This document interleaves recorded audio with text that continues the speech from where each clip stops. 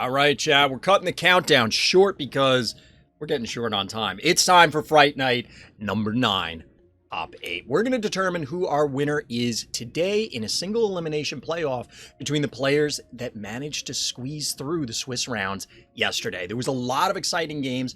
We looked at a few of them yesterday on stream. That is my live Twitch stream, by the way. Link for that in the description. But today we're going to observe in real time what's going on in the games. So I'm excited. I hope everybody else is excited.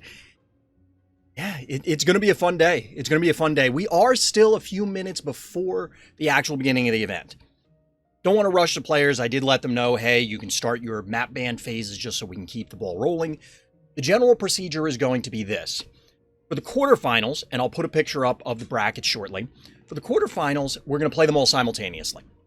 But for the semis and the finals, we're going to play them sequentially so that way we can get the maximum number of games and observe the most amount of high-level Phobies play that we can.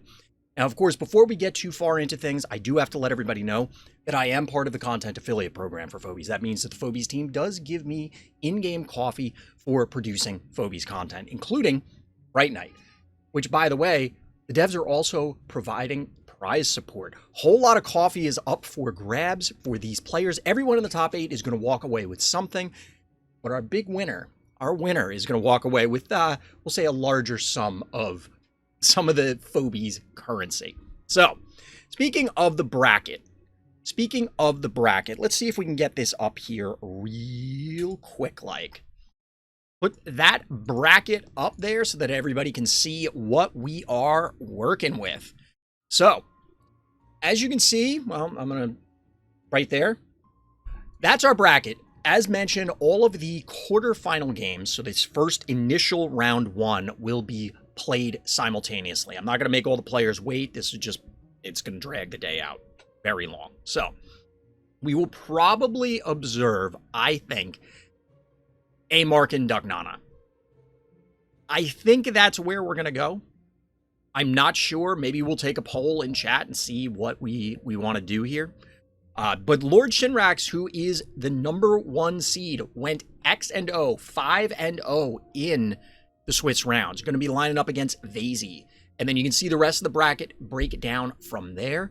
We'll have to see which games we're going to jump into. I did send out frenemies invites to everybody who wasn't already on my frenemies list. Hopefully people remember to click that button, so that way we don't have to struggle trying to get into any of the games. Just double checking. I know this is part of the reason why I don't stream the Swiss rounds, is because I'm trying to manage the event. With only 8, you can kind of brute force things. But when you have, you 30 people running around, it's herding cats. So,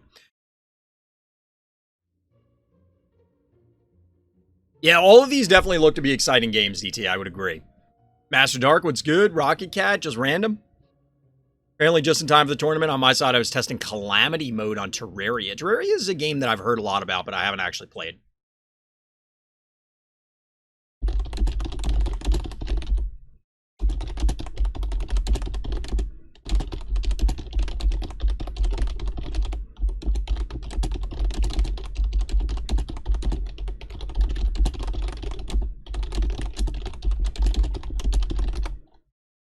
All right, we are officially at 11 o'clock, so I'm going to ping all the players.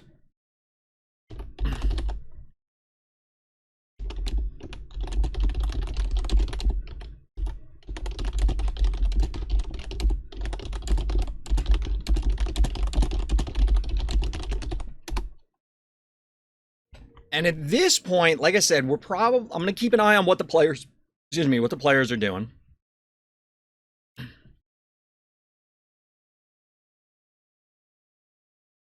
And like I said, I think we're going to try and jump into the A-Markin game to start.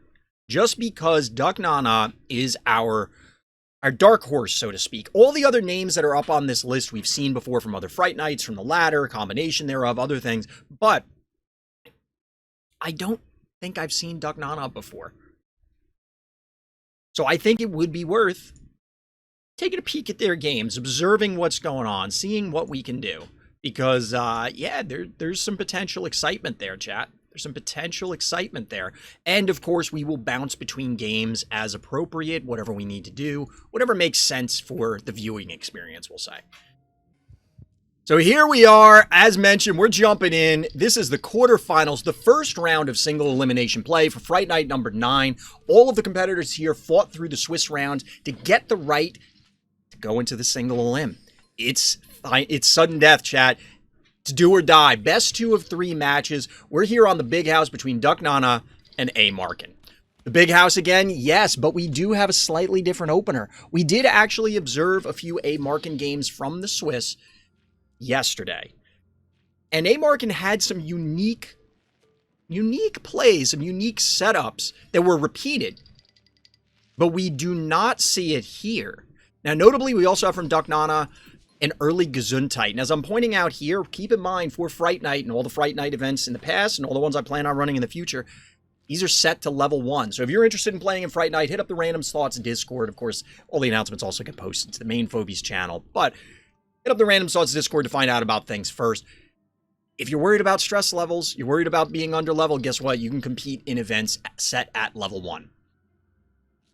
We're getting the big debates here between all the players' viable plays, trying to be very cautious. As mentioned earlier, this is do or die. You cannot lose the match here. You're eliminated. 1 game loss won't eliminate you, but 2 game losses means the match goes in your opponent's favor and you're out of here.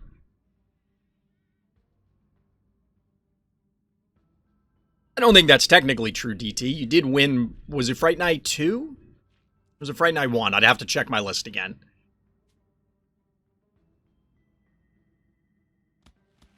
So the Crushmore is something that came up in some of A. Markin's Swiss rounds on this particular map. And it is something that I really do like on this map. I mean, Gravedigger obviously has a lot of value, but exactly this. You drop that wall, you lock your opponent out, and we're starting to build the castle.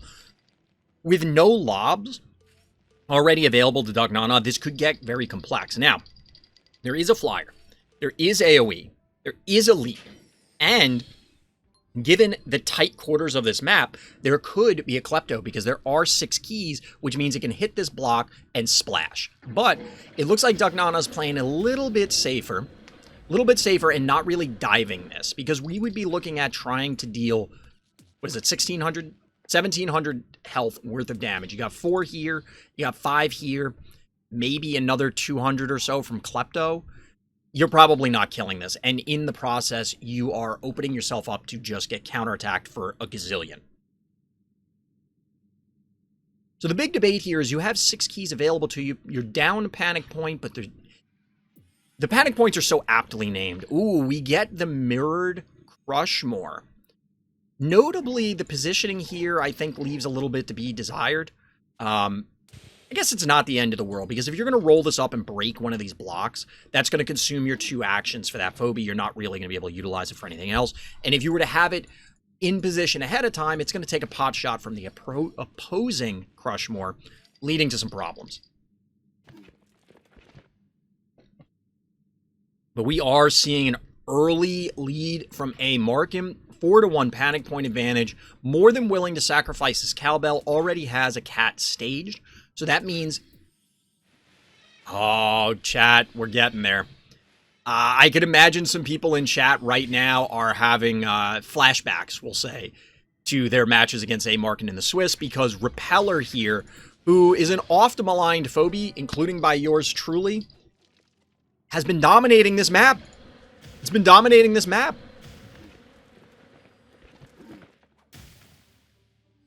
This is a really tough spot to be in if you're Duck Nana. You still have 9 keys available, but your opponent has 10. You're roughly even, you could argue, on phobie quality. But I do like this aggressive push. Now, here's the thing. Are we going to get a real aggressive push? I kind of would have liked to have seen an aggressive push to claim this also. This cat is clearly going to come in and reclaim this. I would have liked to see, excuse me, to flip them and then stage an invade from here. Like maybe have Jin Sting here. You already have the Cassowary in position. Put the Crushmore here. Maybe put Gesundheit here. And then push your opponent to do something. Here, this feels like it's a little too passive.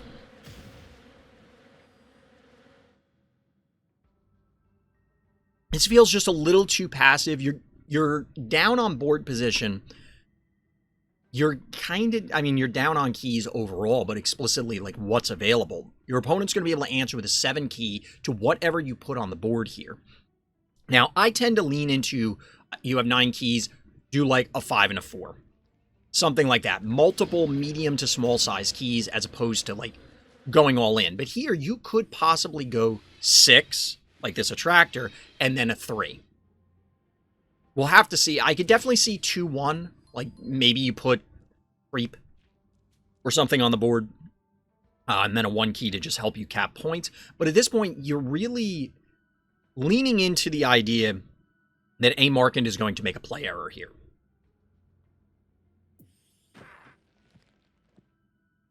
You're leaning into the idea that A. Markand is going to make a play error here, spawn something bad, offer something up that shouldn't be, because right now you just don't really have a way to invade. You might not actually have enough damage on the board unless A. Markand makes a positional error, because you need to catch something and something significant. Like, you really need to catch the Klepto or the Crushmore out of position, get it with a tractor, blow it up, and then not lose anything on the return invade. However, even this positioning here, this is bold.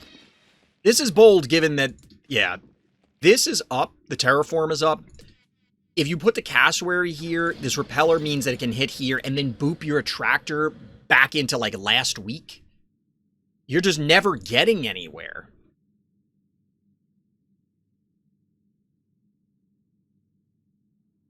Chugging this coffee, chat.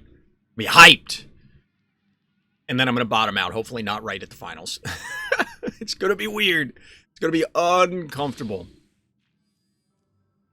All right, Duck Nana playing it patiently. Not too many turns left in the bank here. 2,400 health on this heart, to be perfectly honest. A. Markand could play this. All of the options are on the table for A. Markand. You could be aggressive, force them to do something, and then if they have to fight your Phobies, that means they're not capping panic points, and therefore you are winning. Or you could play it defensively and say, okay, you want to cap the panic points? I'm just going to slaughter your team when they advance and turn the middle of the big house into an abattoir. Alternatively, you still have more keys than they do, and you have a slot open on your team, whereas Duck Nana is maxed out. I really think several turns ago that this Crushmore should have accepted some damage and claim this. I don't think there was enough damage here to, like, really hurt it. And if you backed it up, there is the threat that if you stay, if A. Markand stays and tries to fight your Crushmore, you can just blow something up on a counterattack without having really lost anything. A lot of your team would have been heavily damaged, but you would have had the opportunity to put a serious hurt on A. Markand. Instead, you're hemorrhaging board position, and we saw this in a few games during the Swiss yesterday, where players are falling into the 1-key trading war trap. Yes, it isn't literally 1 keys going back and forth here, but you're falling into this trap where you are behind, but you're not taking a line to win. You're taking a line of play to not lose. The difference between those two is if you just send in 1 keys and trade, say, the center panic point back and forth on any given map, you're taking a little damage, you're doing a little damage, you're taking a little damage, you're doing a little damage, but you're never getting over the top and materially changing the game state. If you're behind and you don't flip it so you're ahead, you're still by definition behind. How is Duck Nana going to flip the board in this state? You really continue to have to get this attractor yoink, and right now there just isn't enough damage. So you pull here, you're going to get a hit, you'll get another hit, you'll get another hit. I don't know that this is enough damage.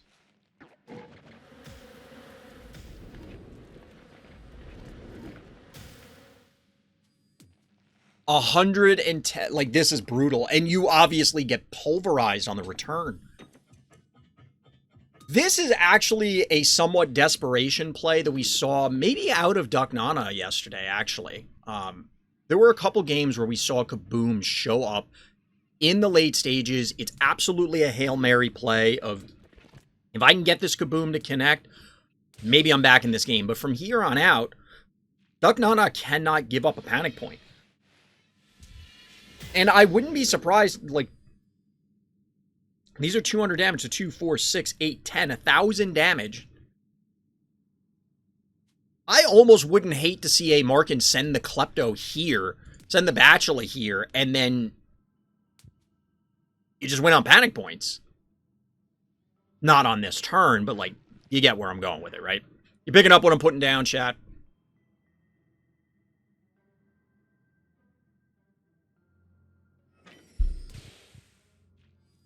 Instead, electing to stick with 600 damage.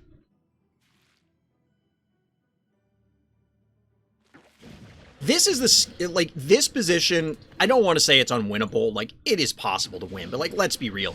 It is going to be very simple for a Markin to just go, I'm going to repel or boop something off the panic point and just annihilate you because I reclaim the panic point and it's game. Oh, Duck Nana, you are taking your life in your hands.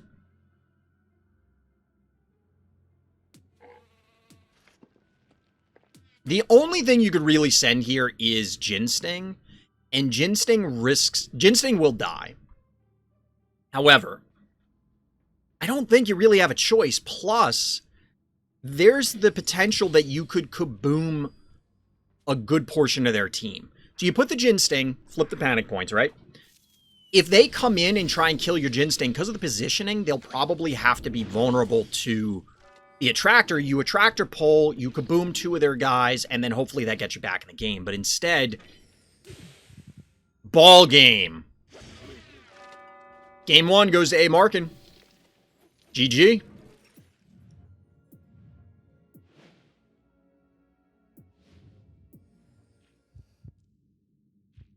For a second, I was very excited as we were zoning in. I thought this was going to be Mesophobe, but it is not. Instead, what is happening, chat? What did we just zone into? Chat, there's Charon and Honey Bear on the big house.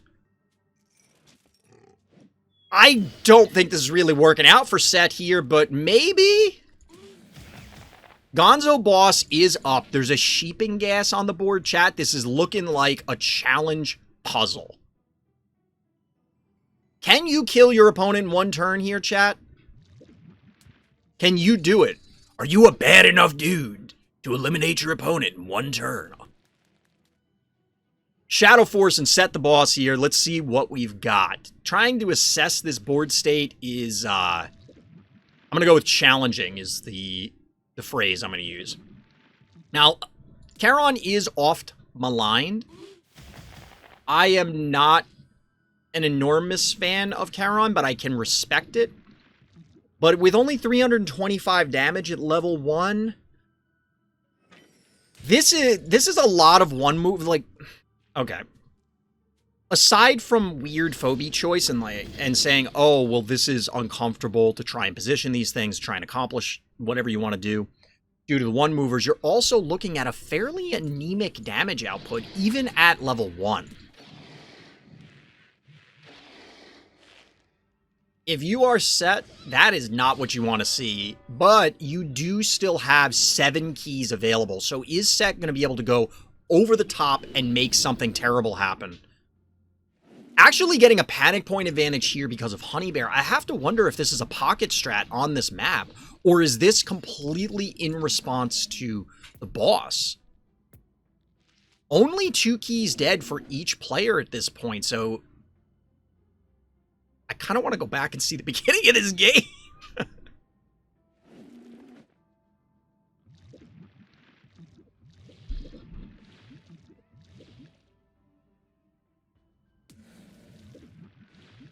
So if we get Gonzo Boss, it's going to be a cool 600 damage.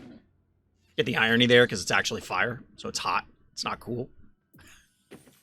Irony! The reason being is that you won't get the additional fire damage because of all the poop that's all over the map. There's poop everywhere. It's just diarrhea. Too much Taco Bell, chat. Shout out to Taco Bell. I love Taco Bell. This is going to be kind of bad. It's going to hit these 3 Phobies, most likely. Maybe not? No, you could still do it, but okay. Down goes Corn. The bear is not happy about its current life choices. The Charon cannot reach anything of value. So you're going to get double bear hit for 750. That's going to make it 1350. You still need another 400 damage, and you can't hit this with... You can't kill the boss here. It's just not possible.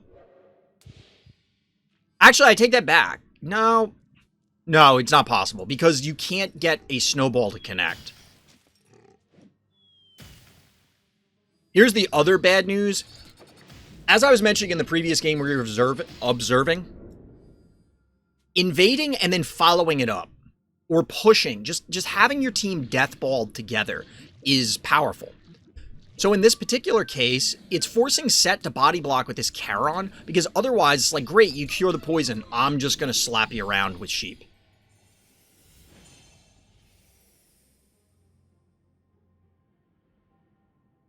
Like, this does not feel good. Feels bad, man. All the keys getting invested into Hematic Ginsting. Honestly, without killing the boss here, I wonder if you'd be better off killing the, I lost my cursor for a second. If you'd be better off killing the Noxious. Because this counterattack here probably kills 2, maybe all 3 of these.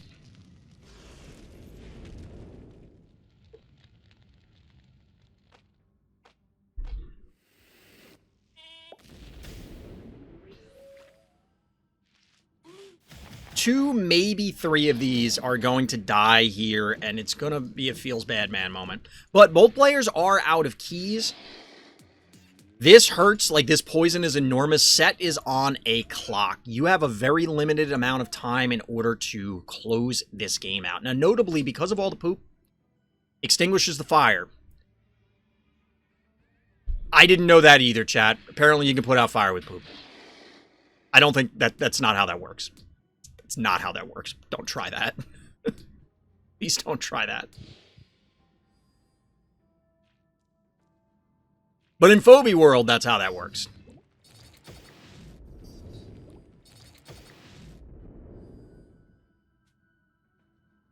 I think what you do is you hit this twice with this.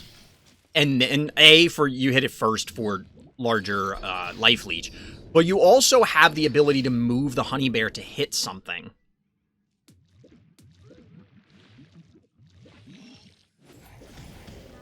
Ooh, Charon trading for the boss. See, I don't know that I like this. Alright, I guess this works.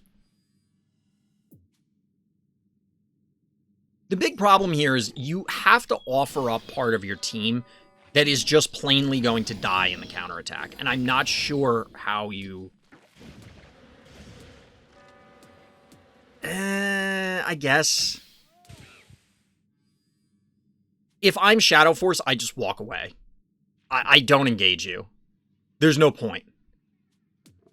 You let the poison tick. This will kill this turn. This is going to die. This dies the poison, and then it's Charon.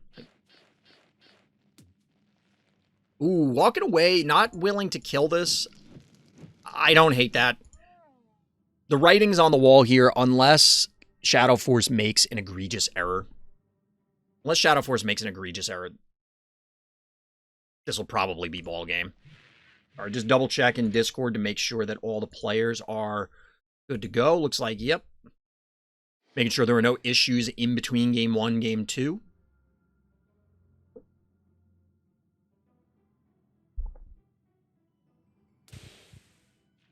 But yeah, the old keep away. The Schoolyard Classic.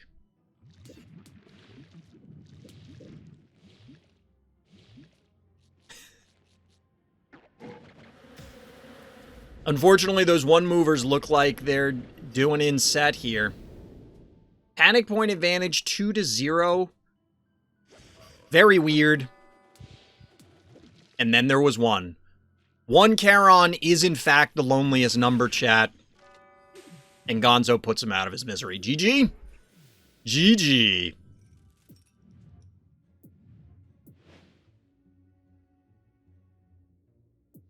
We'll jump back into some of the other ones, but we are here on Phobos. I won't lie to you, chat. This came up yesterday during the Swiss. I, honest to God, forgot it was even in the pool. But our blue player has Heartbreaker on the board, which feels like it is going to ruin your day. Valentine's Day, I know it's not quite that time of year yet, chat, but Valentine's Day is now ruined. You forgot the flowers, and Heartbreaker is there to remind you. Heartbreaker's there to remind you. So we are getting there about half of the, I think it's half health, right? It's 8,000. Yep, 8,000 here on heart, so exactly half. But 1, 2, 3, 4, 5. That's a lot of blue. One might even venture to say an ocean of blue. It'd be weird if the ocean was a different color. That would be problematic, right? I'm not a scientist, chat. I just say funny things on the internet. Or try to say funny things. The funnier part is when I say things, it's like, that's supposed to be funny, but it's so cringy that it becomes funny, right?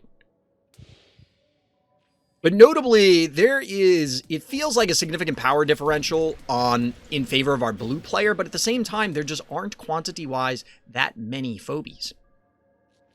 It's not an overwhelming advantage. Yes, this Firkin apparently must have activated on something. Apparently, I'm going to guess that Hevo. Snowball went down early. More global warming gaming. Chat. The hero of crypto decided not to show up. Never mind. Everybody forget what was happening. The honorary good boy said, nope. Chat, there's been some wild games. We watched some big house games, and I'm excited that we're here on Phobos seeing something a little bit different. I do appreciate what's happening. I have to imagine, since we joined this game late, of course, that there's several traps floating around here. There's got to be, right? And this is a map where I don't think it's unreasonable to just plop a trap on one of the panic points, because you will, especially with Fire Ant, cover the adjacent one, namely this. Now, the argument then becomes, we'll just put it on the middle and you cover both, but okay, calm down. Let's not get too excited. You could, of course, just place traps on all of them and then not worry about it. But I know Mexicano or Vader, because they use multiple names here on the interwebs, likes to place traps in unique locations.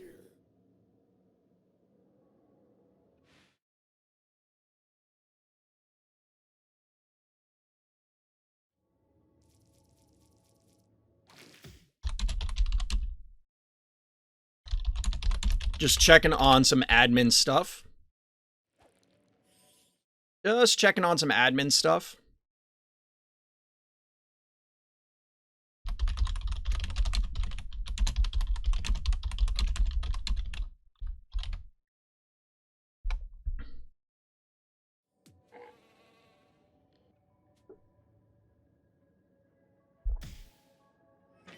So what do we got here, chat, while I was briefly distracted?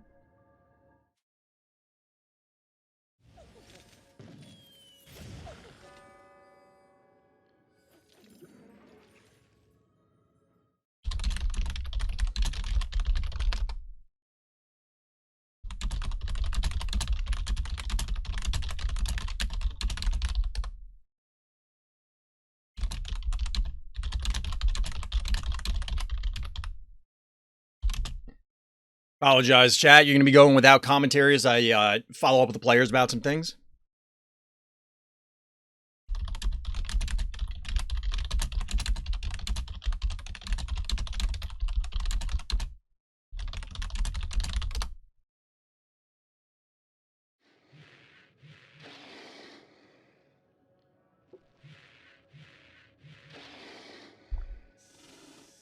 All right, so what do we got? Is Heartbreaker back up yet? Not quite. Not quite. And the Heartbreaker is in a position where you can hypothetically just yoink something and plop it into your team. But given this Honey Bear, yeah, those traps, not looking great. Don't feel great about those, but there is a lot of pressure still on the heart here. 2,400 health. You're not going to heart rush quite yet, but only 1 key remaining to 4. Heartbreaker is a big threat, but like, not much time left in this game if you lose all your phobies. Not much time left.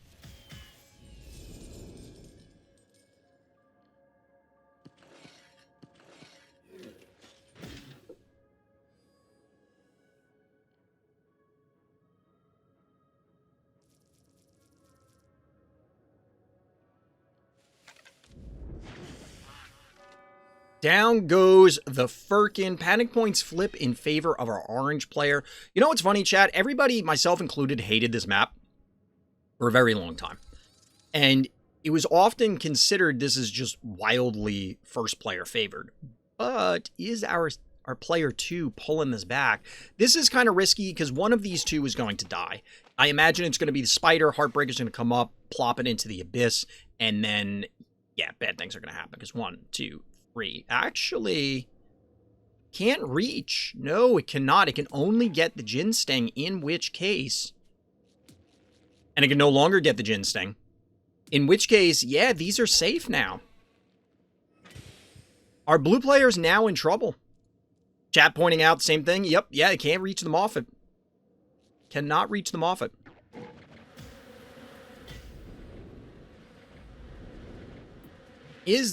Well, this is dead, for sure. The Klepto should survive.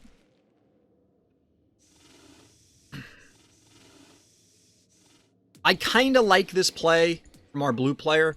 Just get in there, cap some points. These are going to come back online soon. And we get an A-wall as the final phobie. Now, it's entirely possible for this Noxious to die because the Yoink is available. Gin Sting, Honey Bear, Sheep, Klepto. Yeah, this is almost assuredly toast. You know what would be really cute? If Gravedigger blocks in this Fire Ant so it can't get out.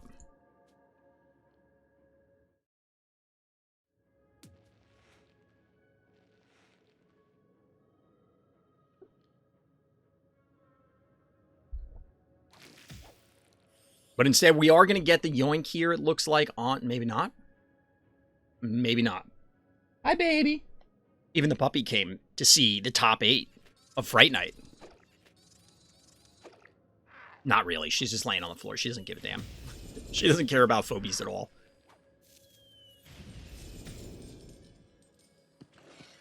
This looks like our orange player has stabilized. This legitimately looks like, and by the way, second sheeping gas we've seen on the day. It's a bold move there, Cotton. That's a bold move.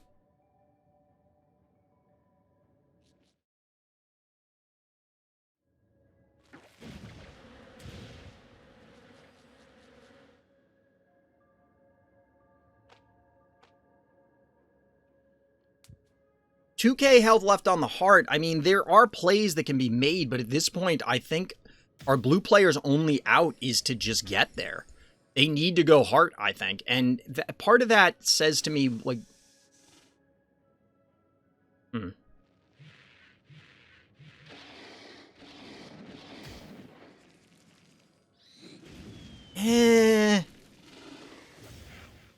I don't know that I like this.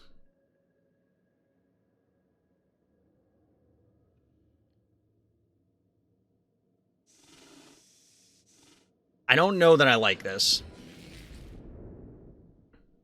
I kind of think you just go for it. Like, put the... Yeah, do this. I think this is better. Your opponent is now not really in a great position. I would have put the Klepto here, though. Like, you put the Klepto behind you so it's farther away. I think they may have realized it. Oh. What? Oh, can you kill it? I think your original line was better. I think even the previous line was better than this. I think you go, like, you beside myself in order to get... Oh, there was a trap there. All right, fair. That works. That works. Regardless, it means that the Klepto is no longer available, and, like, there's just not enough here. Our orange player left their heart open for the pummeling. I'm with you, Onda. I think that is, in fact, GG.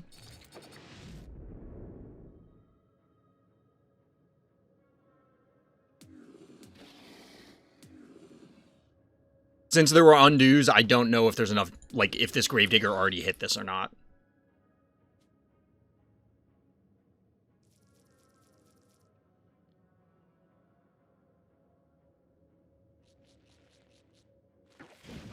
This is the issue with Phobos, or one of the issues, is, like, you are very limited if you fall behind on this map, because it isn't that difficult to make a hard push.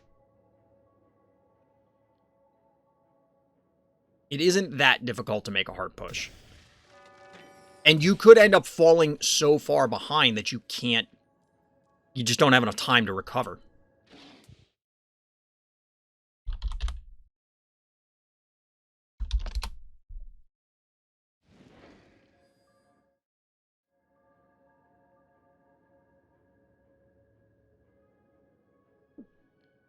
Chat, I'm out of coffee.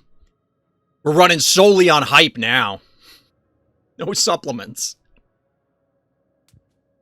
600 health. This might not be over, chat. Did our orange player actually stabilize?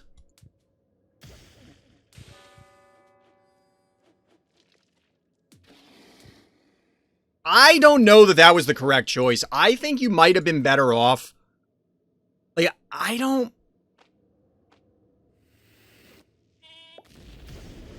think you're better off just going for heart. I think you needed to go heart because I don't think our orange player could kill the fire ant. And now, like, you can't win. I think you had to go heart. Epic comeback? No, epic throw. I think this was a throw. We'd have to go back and look at the exact numbers, but I think this was a mistake. I think this was just an error. If you stay on the heart, it's like, yes, you'll lose the Noxious, but they have to kill it. Like, they can't leave the Noxious alive. And it would have required 2 hits from the Gravedigger. Or a hit from the Gravedigger and the Sheep Explosion. But that's still, like, there's just not enough stuff to kill both. Wow! Chat. Wow, GG. We would have to go back and look. I'm pretty sure our blue player should have had that, but we'd have to look at the exact numbers, but W in the orange players column.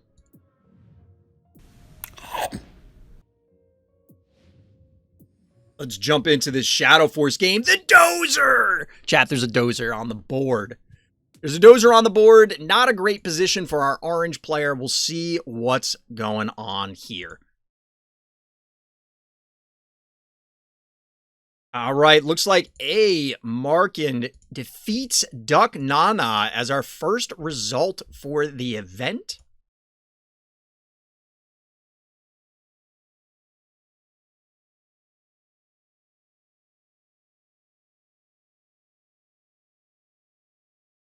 Just double checking the other stuff.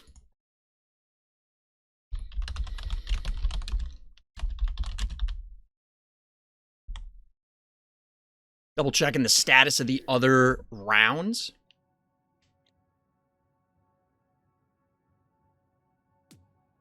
Gotta stay hydrated, chat. Gotta stay hydrated. Especially since I had that coffee. Let's see if Boss baked Dozer or no. Let him cook. I love Big Boy Dozer, don't we all? He's just an adorable little guy. He's just a little guy. You know what would be funny? If Dozer actually is not very tall. He's just real pudgy. Because I would venture to guess that Contortio is not the same size as Mount Crushmore, right?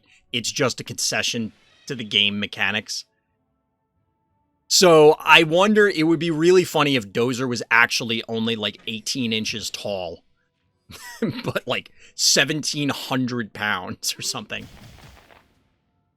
Going well. Almost, we only have the A Markin game finished. This, I believe, is this is at least game 2, maybe game 3. I think the other matches are going into game 2. We may have a result for the Vasey game.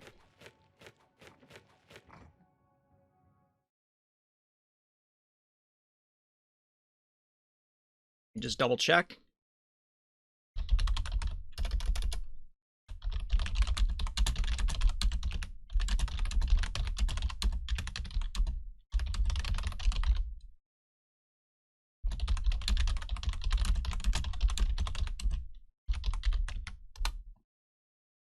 All right. So there definitely is some spice showing up on both sides here. We got some power, but this is kind of what we saw yesterday on this same map with not quite the same matchup. I don't remember if it was Set that went Dozer Attractor, but somebody did go Dozer Attractor in the Swiss, and it did not work out for them. I think this happened, too, with the lockout here. I don't really like the Honey Bear, but I feel like a lot of people are trying to experiment with it as an anti-boss, a boss answer, a boss counter, and I'm not sold. I'm not sold.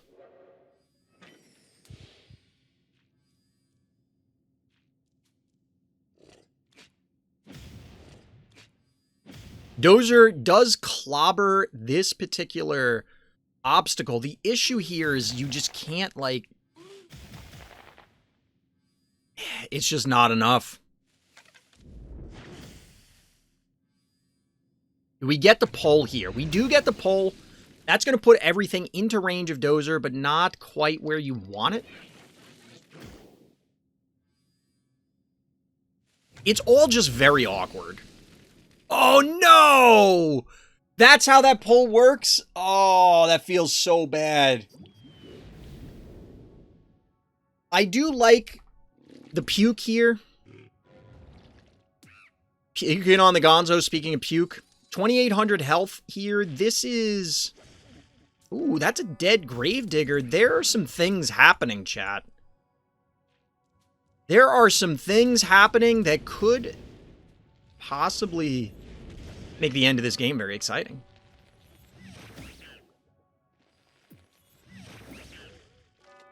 Making popcorn with the eye laser beams. Unfortunately here for Set, there is still a Contortio on the board. There's still 5 keys available. This Contortio could just simply body block, and that is going to be problematic. Because if you body block here, then the Gonzo is protected. The boss can still cook. You still have this 3-0 panic point advantage, so our orange player has to make something happen like yesterday.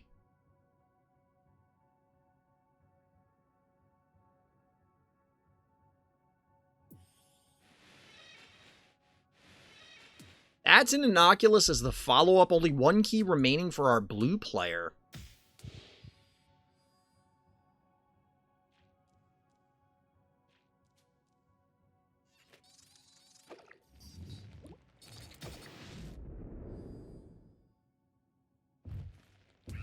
Ooh, actually advancing with the Dozer, that's going to, with only 1,800 health remaining, it's not as tanky as it once was. The Muffin, 550 health heal. It's something. Is it enough? I am leaning towards no. You need to kill this. Like, this has to die this turn.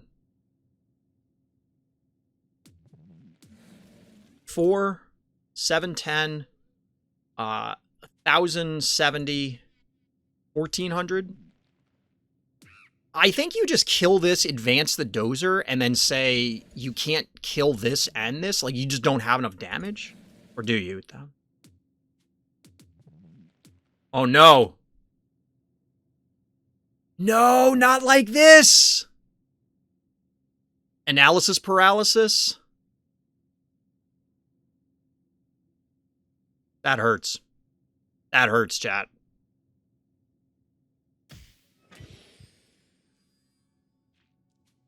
No. No. That I feel like there was a level of analysis paralysis towards the end of that turn. You know, you just have it's a term within the board gaming community primarily, but like you just have a whole bunch of options.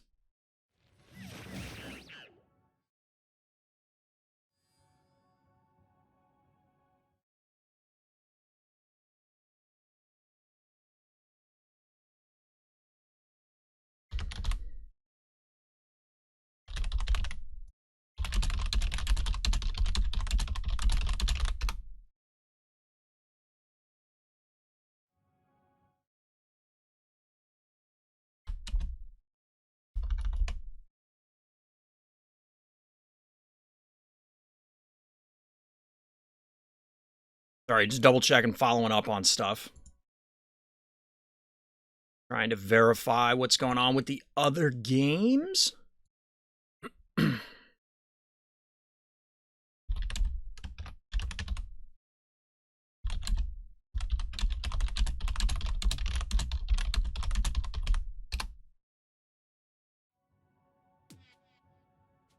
yeah, this one, unfortunately, if nothing else because of that turn, I think the Dozer Attractor combo has kind of run its course. I don't think that the bakery here is open.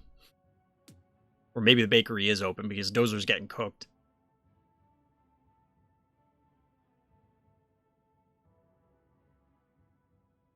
Yeah. Yeah. Admittedly, I don't think this is out of rage quit or something. I think this is just, they may have actually TC'd. It's entirely possible.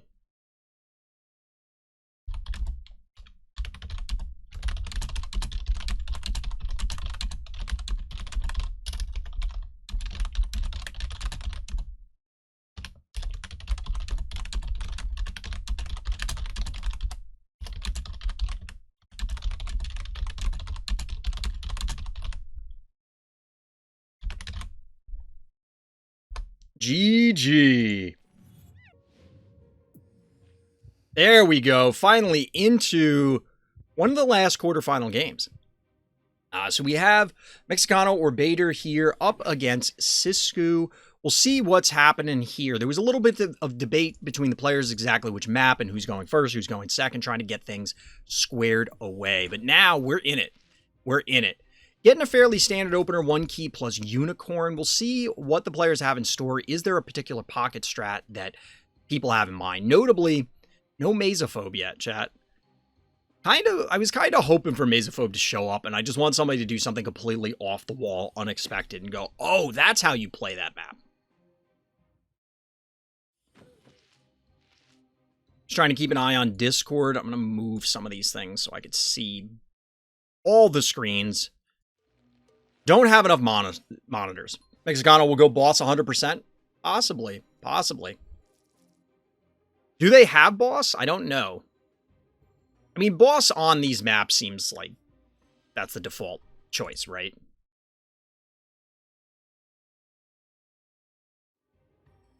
So the winner of this game, well, this series, excuse me, because I believe this is game 2. It could be game 3. I'd have to go back through the chat because obviously we were jumping around between each of the games, so we could try to get a smattering of all of the matchups in the quarterfinals. The winner of this series will go on to play a Markin. So they have a tough road, a tough mountain to climb after this.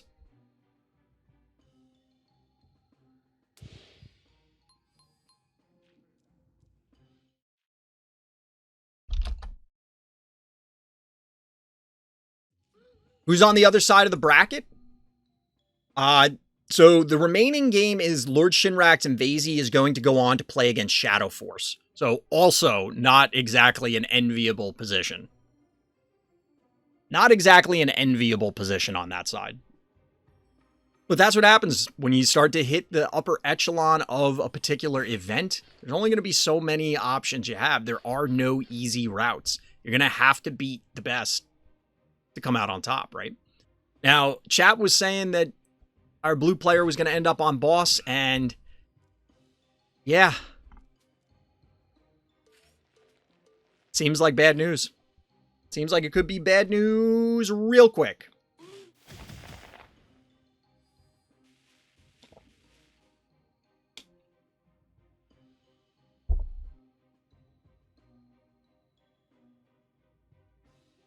Both players playing it fairly safe. Nothing really out of the ordinary here, as I was saying earlier. Sisku electing to bring an additional 1 key on the board. Obviously, we're going to end up trading them out, but our blue player should end up ahead. Big Shi, what's good?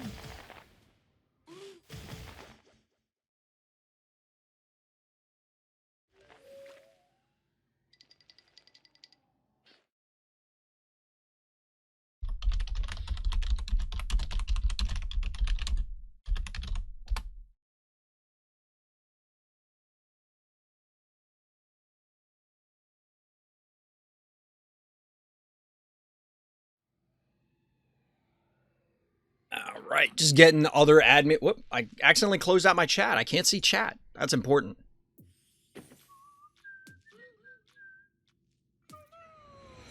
All right, Henrietta trades for Muffin. Like, that seems completely normal.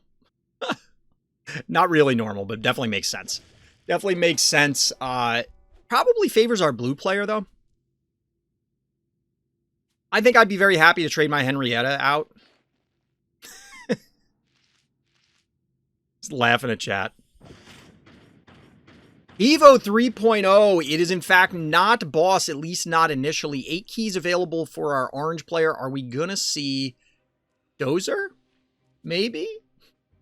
Not the person who put Dozer on the board earlier in this event, but maybe. Maybe.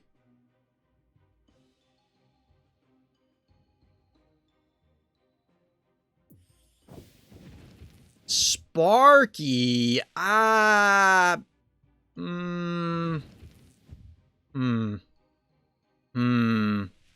get it. I get it. At level 1, remember, Evo 2.0 is way less threatening at level 1, only doing under 400 damage, but of course still has the boop, has a lot of health. 775 damage here. It's a big chunk, but not a one-shot by any stretch of the imagination. So we'll see if this Sparky is actually, in fact, the correct answer for Evo 2.0. Don't know if you already answered me, but what will be for the weekly tournaments? We'll talk about that in between games. Long story short, it hasn't been ironed out yet. I do have a rough idea. Details will probably get posted to my Discord first. But, spoiler alert for anybody watching this on YouTube, weekly tournaments are going to be coming to Phobies. Going to be trying to get those squared away. Going to be trying to get that set up. And as another spoiler, I do kind of want to do them in a different time slot. I know there's a lot of people all over the world who want to join Fright Night and can't due to just simply logistical issues. I'm based in the US, so I'm running stuff at times that are convenient for me. But if we run these smaller events, we can run them late at night for me, but early in the morning for other parts of the world or whatever. Like, we'll have to see. We'll have to see. The goal is, I know we were going to talk about this in between, but as we're watching a lull, players kind of staring at each other, 2-0 panic point advantage for our orange player.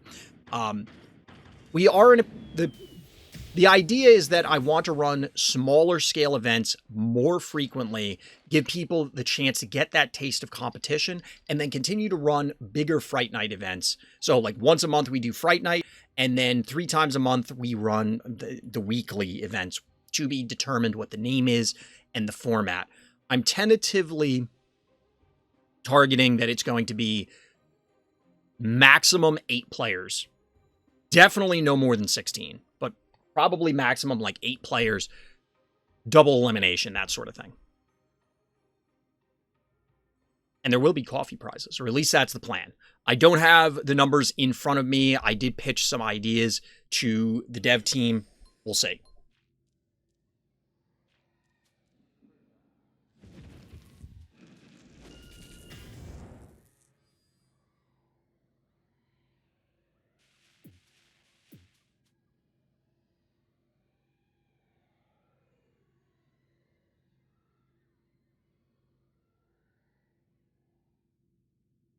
Both players being very cautious about this. Obviously, Hevo's taken a big old slap here. 10 keys to 9 remaining. We'll have to see. I mean, I don't hate the invade, but there is a Gonzo. So we'll round this up to 800. It's not. It's not. But 1,100 and change plus another 314.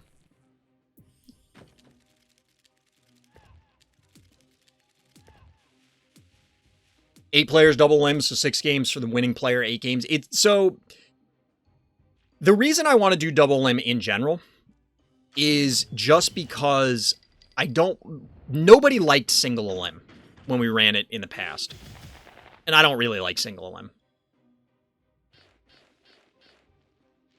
I don't really like single limb.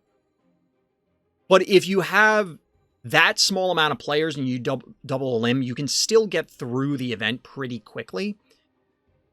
There are some other logistical things that still have to be squared away explicitly. So, for example, hold that thought. I was about to say, why are we gonzoing right now? So, among the logistical challenges are going to be, are the rounds timed?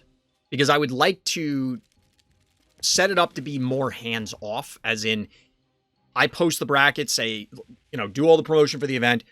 Here's the event. Everybody show up and play. Here's the bracket. Go play. And you just play.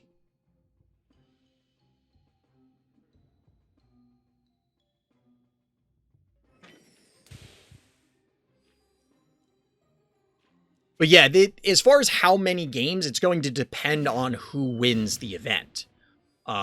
Because you may end up, like if you lose your round 1 and then play through the loser's bracket, you'll have more games than if you won every round in the winner's bracket and then in the finals.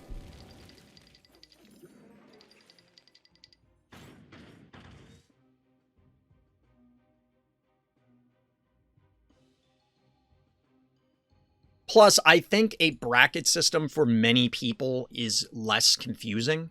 I think there's a number of people that see Swiss and just have no idea what that means. Which, I mean, there's a lot of things that people know. There's a lot of things I don't know what they mean out there in the world.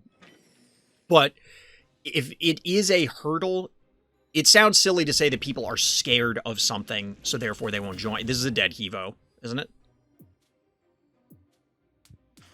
Oh, wow, 392.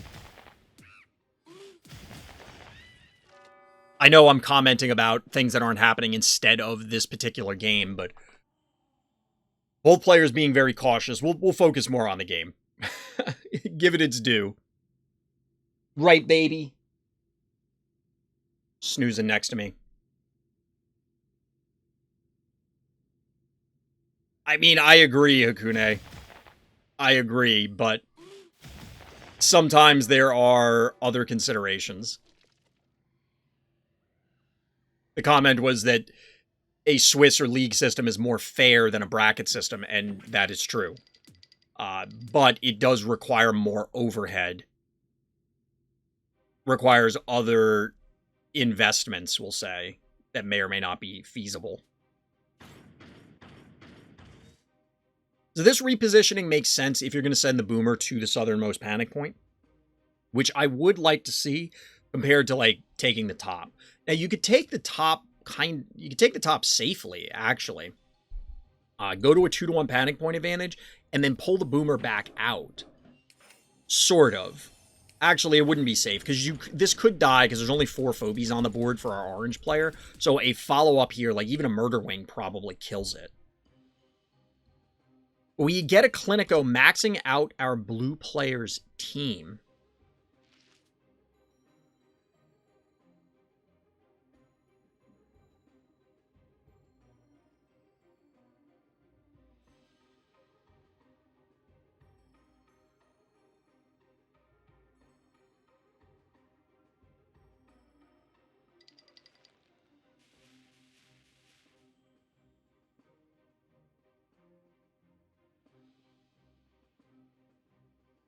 What do we got here? Like, how do you as either play. This is one of those ladder games where you end up staring at each other for a while, and it's like a 55 turn game. Sisko lost one extra key.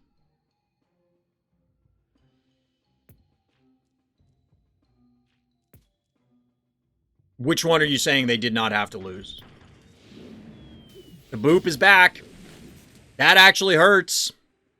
That's on the lava. That being said, you'd probably end up trading out this because this is 14. Yeah, you're not going to kill it with the lava. 12. No, you wouldn't kill it with the lava, so that, yeah, you'd end up losing your Hevo, and this can walk away. Because you double hit and then follow up with Stabby, and then it's protected. Gonzo is back next turn, so our blue player probably wants to stall it out just another turn and then go from there. Alexander, what's good? Welcome.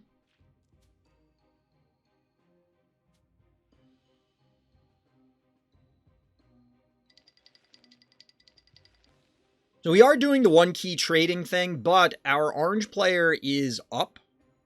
Air quotes. They have more keys. They have more one keys available.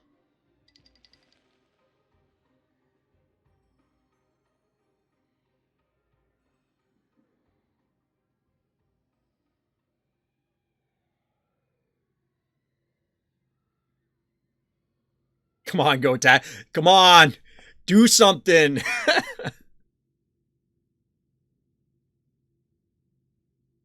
You switch the panic point control? Gotcha.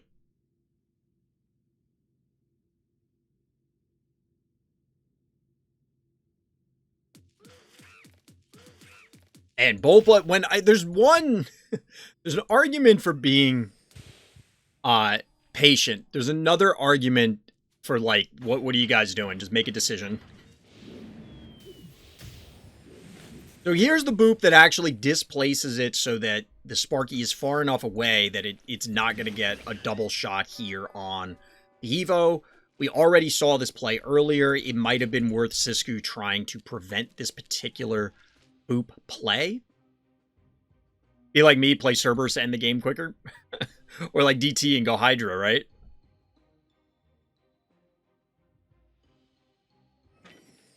Two to 0 panic point advantage, 7 keys for Sisko. How are you flipping this back in your favor? Mildred and Cat Power! If only they had 8 keys. If only they had 8 keys.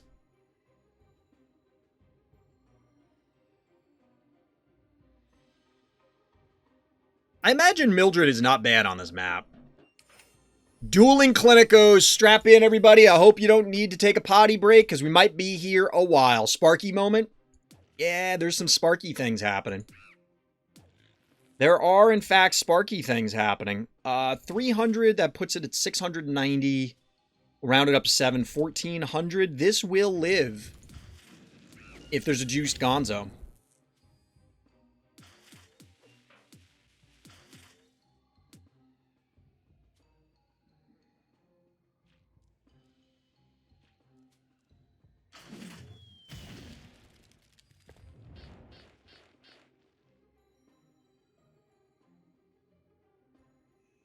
Come on, guys. What is happening? Now Sisko is 1 key down because 2.0 claimed a point and survived. Well, they claimed this point a few times. 2 times? Maybe only 2 times with the Evo. I don't think there was any opportunity to actually kill the Evo at any stage.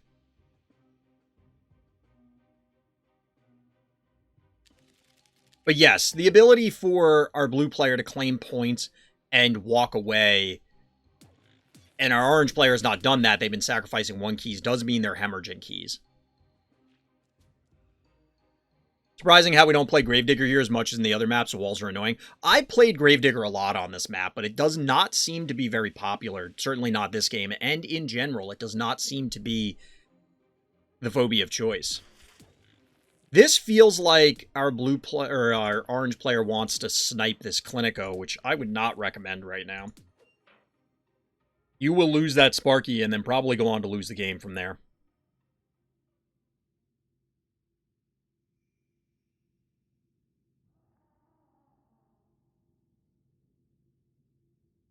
Both players are maxed out. They're playing very defensive. Wait. Are you sure? I think very defensive might be putting it mildly. This is almost full turtle mode.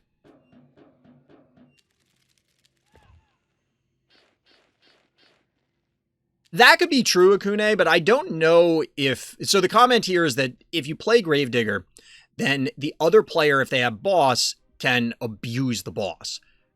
However, I don't know if the players are thinking about their opponent's collection to that degree. I do think there are players that do that. I don't know if that's happening here. Given the early Hevo, the Hevo 2.0, I don't know if that was the goal. To, like, lull Sisku into a sense of complacency and then follow up with boss, but we're well past the point where boss can show up, so...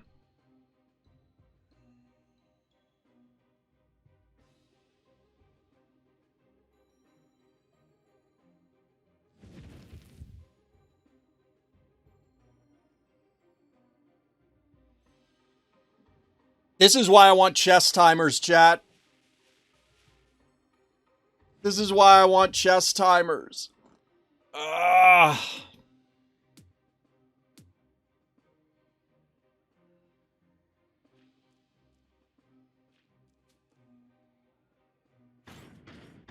This is going to be a boop, right? Boop. Oh, that, yeah, you have to boop the targeting the Sparky, I think.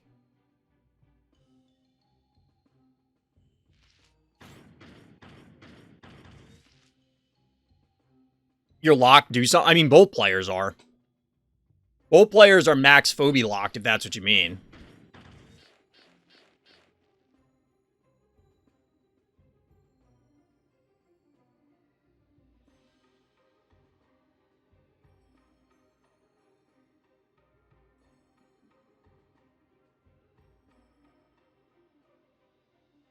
What are you even debating?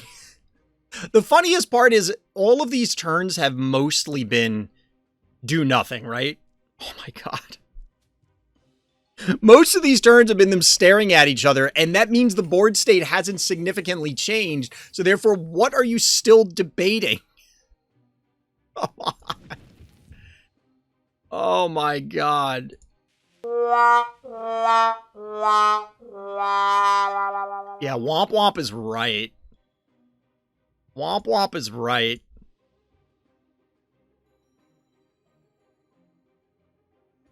Obviously, neither player wants to lose, but good lord, what are you doing?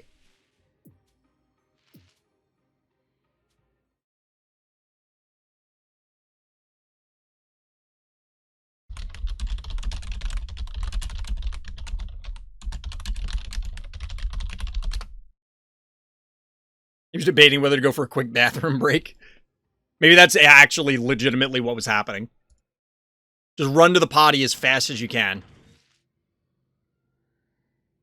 Classic chess tournaments do last up to 8 hours. Yeah.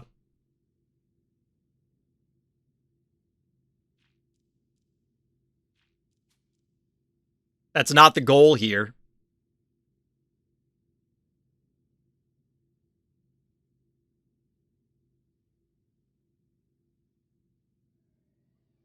Will the strategy be to kill the rival in a dream?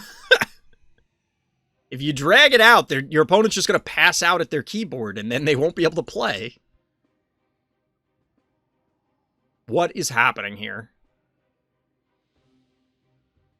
Is a draw possible in the Swiss rounds? Yes. In this part, no. There is not a time limit on these games. I stopped paying attention, don't even remember how long ago this game started, and just noticed that no one ever bothered the third panic point. Yeah, neither player's interested. To be honest, it wouldn't be bad. It wouldn't have been bad for either of them several turns ago. I mean, Siskiyou has been trying to make a play for the Northern Panic Point over the course of this game, but it just has not been able to get that position going. And no matter what, because the size of the map, you're going to end up with this spot where you can't really, because you're going to take it, your opponent's going to claim it back. Like, Mexicano is now in the driver's seat. Keys ahead, you have the displacement effect, you have the Gonzo, like, it's your game to lose, essentially.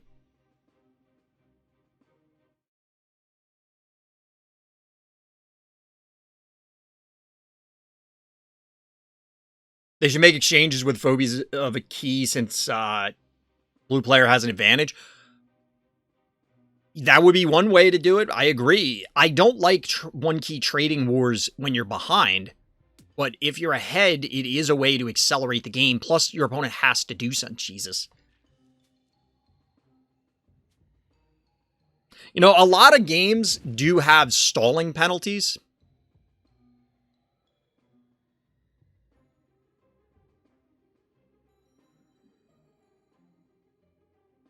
This is one where that might have to get added for next Fright Night.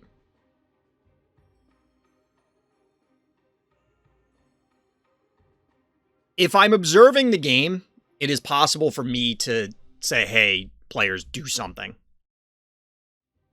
The problem is especially if they are... And I'm not saying the players are doing this now, but let's assume for the moment that somebody was actively stalling the game for whatever reason.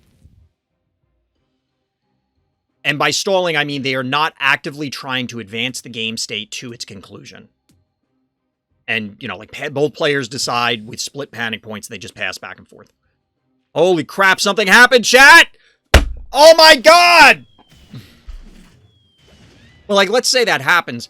How do I tell the players in-game that they have to do something? You know what I mean? So we start talking about eating bugs again? Or the Phobie survival guide? We haven't done that in a while. Chat, it's a Christmas miracle! If they go back to passing, I'm going to scream. I will actually go ballistic.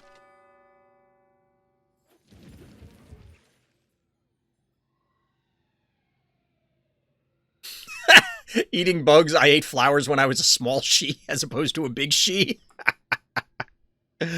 Oh, big she. Are you trying to say that you're a bug? Is that where we're going with this? Because you ate flowers?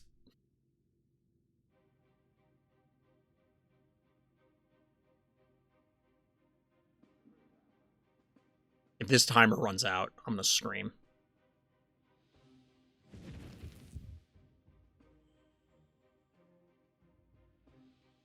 We need chess timers in this game, chat. Bugs are like veggies, ew. Sure. I feel like we've seen this before.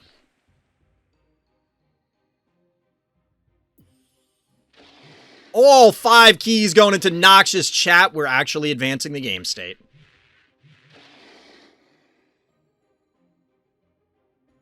My favorite bug to eat is the Tiny Tim visual bug. So I guess the plan here is to overwhelm the Clinico. Obviously, you can set up or force your opponent into a position with the displacement from Hevo. How is Siskiyou going to answer with 4 keys?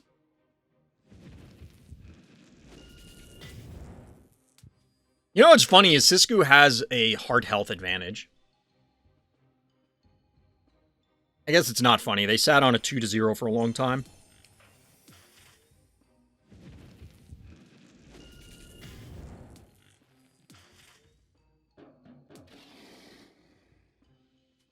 I think you can only get like 1,800 or so.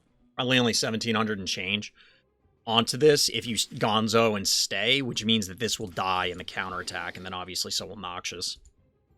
Chat, if this is only game 2, we're in trouble. I don't know if this is game 2 or 3. Let me check. All right, hold on.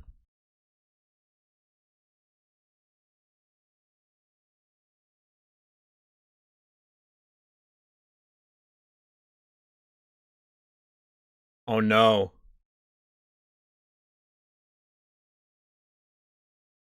Chat, this is game 2! This is game 2! And I think Sisku won game 1.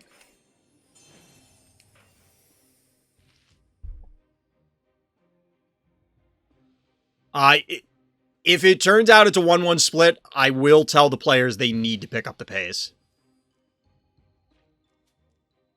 Like, they have to play faster.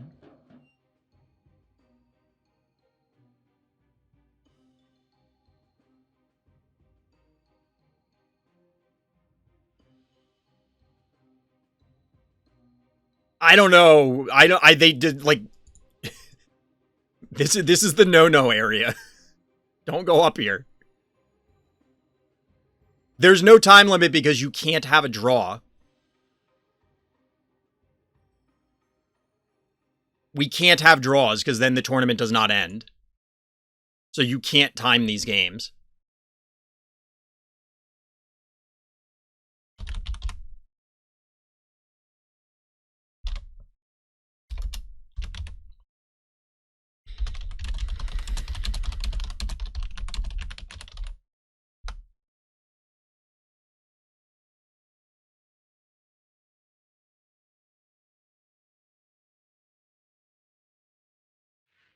I mean, there are ways to do it where it's timed, but then we're also going to end up with unsatisfying conclusions where, like, if this ran out of time, I think Sisku won game 1, so they just win the series.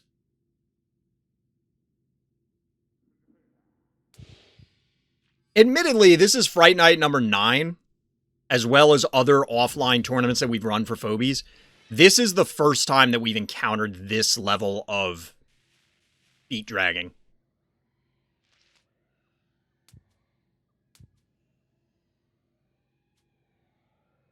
You love Noxious more than Boss? I mean, Noxious is pretty cool. Noxious is pretty cool. The unofficial mascot for Random Thoughts, because it's the closest to a dinosaur that we can get, plus it's the right colors. We're pretty close, anyway.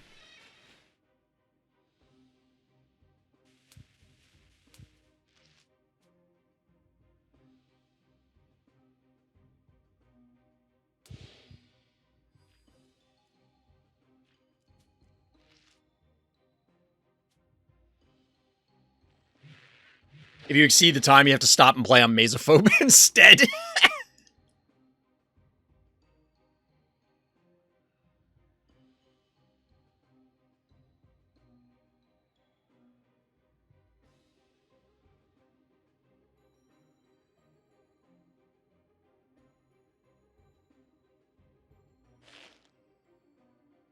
Starts in 6 hours. If we're still...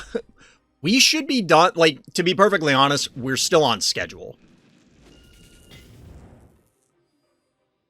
We're still on schedule. This is still within the normal time frame for the round. We probably would end up with a draw in Swiss if this were... Because it's 75-minute rounds. And we didn't start at exactly, you know, the timer.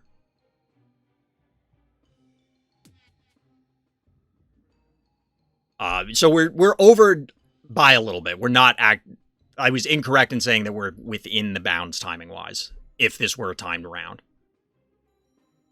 But I would hope that the rest of the series don't take this long. What?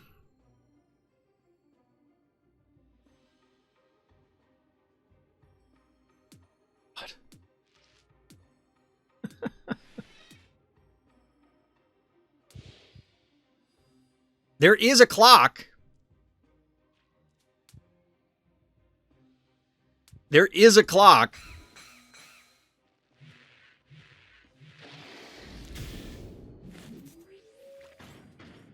Get the boop. Chat, I think we might see the end of the game. I think we might see the end of this game. It's actually happening.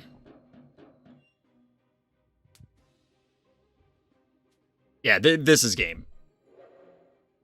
I think this was game a long time ago.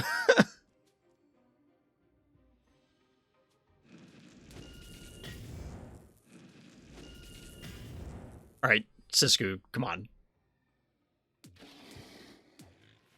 Thank you. GG. All right, we're in there. Apparently late. The client didn't want to update right away, but we're in there.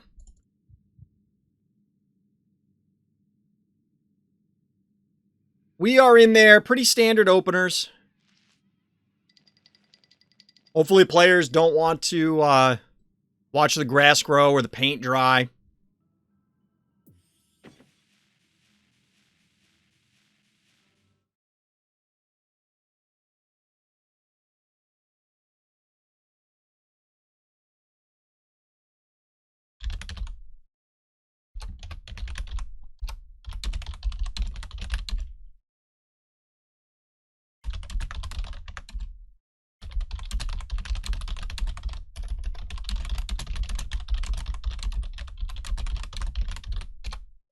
It's a big house. Might take a while to paint it. It's true. It's true. I can't believe I'm already tired of the big house, even though I haven't played a single ladder game on there yet.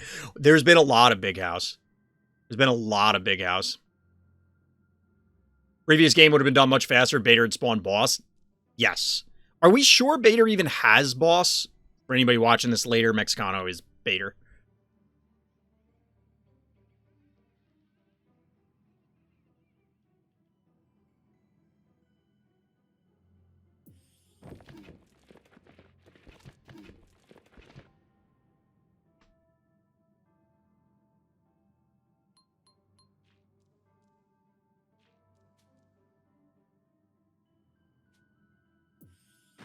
Account main's boss from most of what I've seen. Fair enough.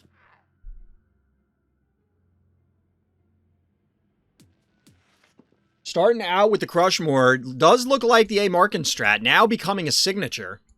Let's see if they can execute it, though. We are unfortunately getting into very much what we saw in the last match, last game, where panic points are even. I'm pretty sure my dog just farted. Rip. Poison Ivy? Yes, you're still a good girl, even if you stink. It smells terrible, chat. It smells awful. Yes, you're a good baby. Your belly hurt? Your belly hurt? You're a good girl. Yeah, this does look very stalematey.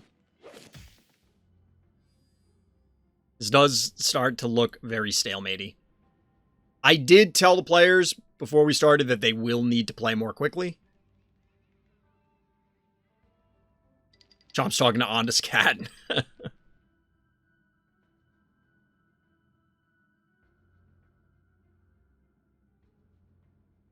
I don't know, Jamerty. I have no idea, to be perfectly honest. Panic point advantage off the bat. The blazing speed of the game so far.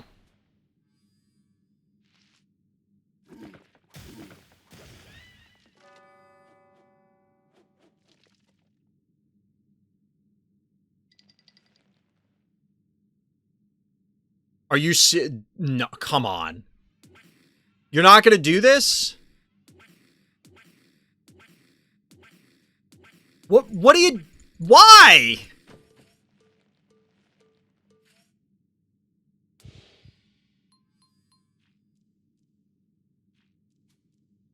I will admit, there's a degree of impatience because we want to keep the event rolling, but why would you not cap this here? I can understand wanting to make a push and get multiple points. Maybe? Spider to speed it up, we'll see. I mean, that could also... It's easy to make the argument that any phobie will speed up or slow down the game because you could just go, oh, well, the game is going to get dragged out because now our orange player is going to want to avoid the spider. Or you could say it gets sped up because the yoinks will allow for a takedown on something. But here's going to be the complication is now there's going to be probably traps here or here. Presumably here because this hasn't been in range to put one up here.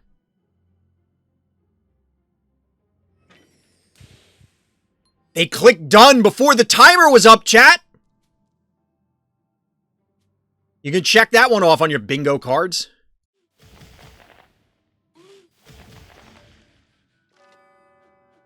Chat, this is like that Matt Damon gif.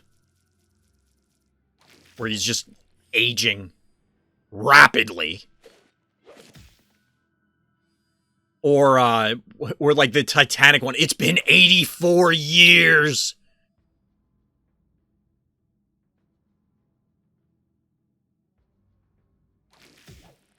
Now imagine for a moment, chat. Imagine if Fright Night was still a one-day event and we were still playing this last night. Imagine.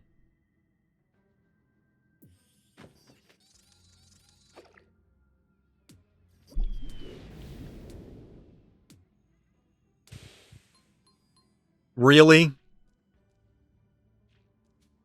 Does the spider die anyway? I think the spider dies anyway.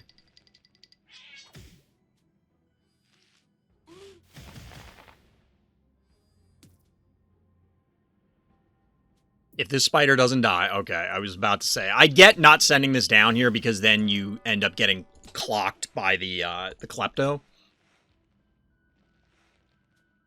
Still a 2-to-1 panic point advantage. The mud is there because I think Sisku is anticipating that there was a Poison Ivy trap here. Because Poison Ivy was here previously for a couple of turns, maybe even more than that, so there's probably a trap here, right? So you mud there so that your spider doesn't get hit with the poison. The problem is ultimately you lose the spider anyway, so it's kind of like, all right, now you have this somewhat useless honey bear. 6 keys for 6 keys. However, our blue player does have a lot of pressure on our orange player, but Mexicano does have 8 keys available, only 3 remaining for Sisku.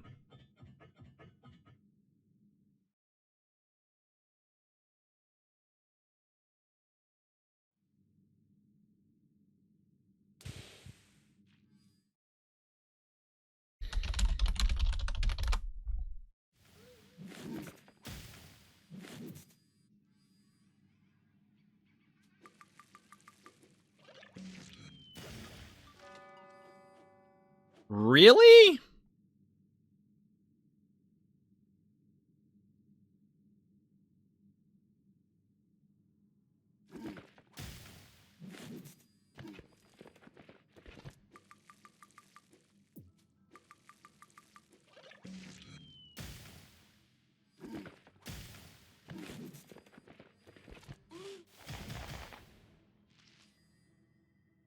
This... I don't know that I agree with chat that boss can't save this. I also don't know that our orange player is really that far down in this. Notably, there cannot be a Clinico for our blue player. There is still potentially Muffin available. Where's the spider? It got squashed. Down came the rain and just flattened the fuck out of the spider. Yeah, the spider got squashed because it walked into range of, like, our orange player's entire team. It got crushed more. That's like horrible 80s action movie one-liner.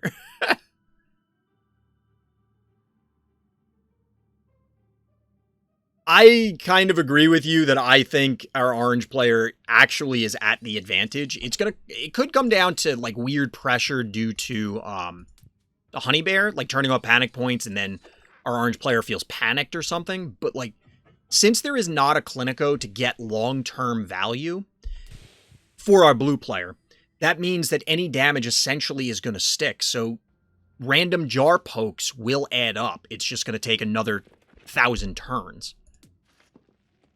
I mean, imagine a Jin Sting plus a Clinico here. Or we just go Gonzo Clinico. I mean, that'll work too.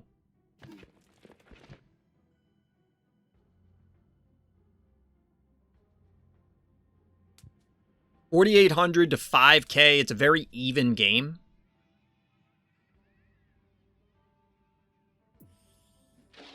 But instead, we're going to go Noxious banking on the fact that there is no option for Poison Cleanse, I guess.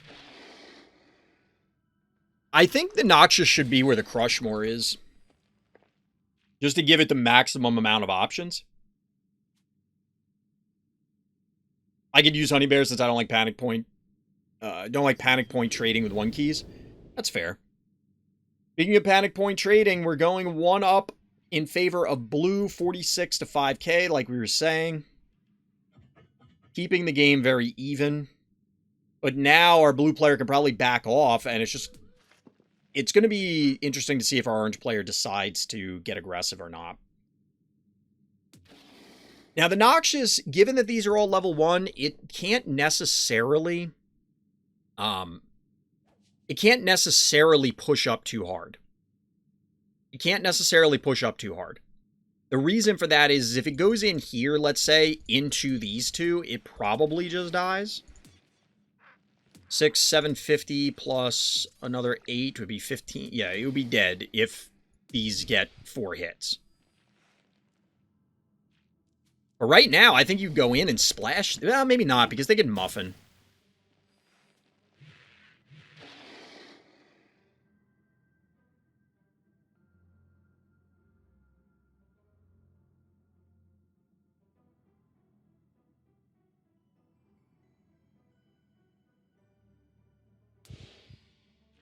All right, players being patient again.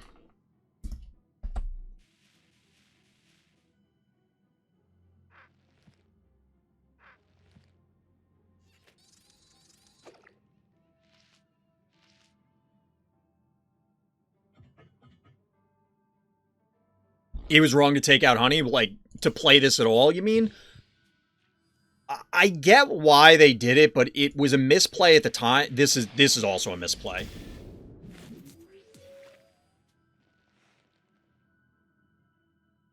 Yeah, it was a misplay at the time, and it's also not providing any value afterwards. This was definitely a mistake. Just a positional error.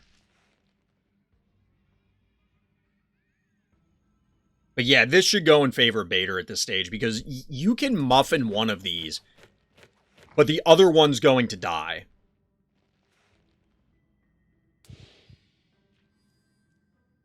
Not only can they not retaliate, now the Honey Bear Puke, be more accurate, is gone.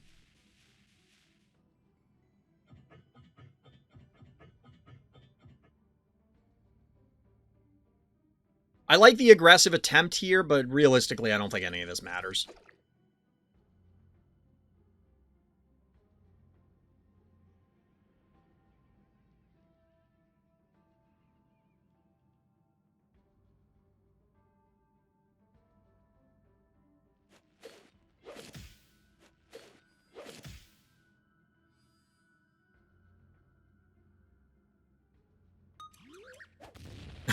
I think the writing is on the wall here. Oh no, are they doing the Hakune play?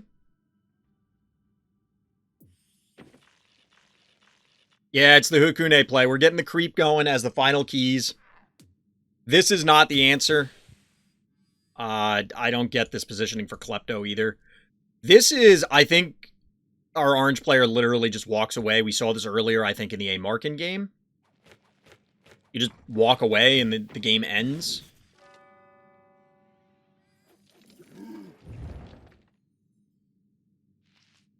This block is actually pretty cool because it protects this spot from getting hit by Honey Bear. Granted, they could Honey Bear here, but it also means that the jar is more protected. Sort of. I mean, they could kill this, send creep here, send Klepto up, splash, and creep might kill the jar. Little hydrate action.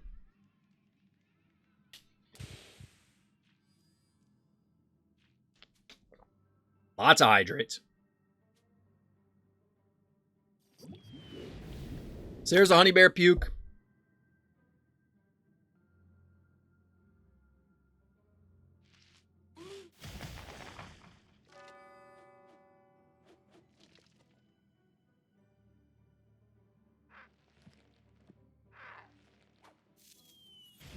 Little bit of splash damage going down, but this is ultimately a dead Klepto. So, like, this kind of doesn't matter. 42 to 42. Noxious should be back up. Back up next turn.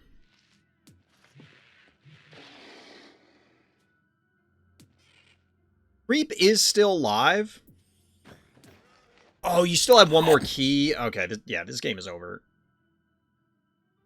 I don't see how Sisku can possibly pull us back.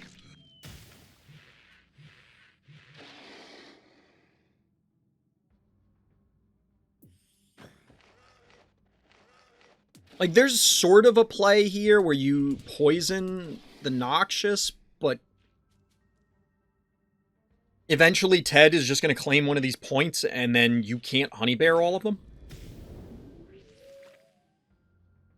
And you certainly don't want to group anything, because you're going to get hit with Noxious, and then that absolutely ends the game.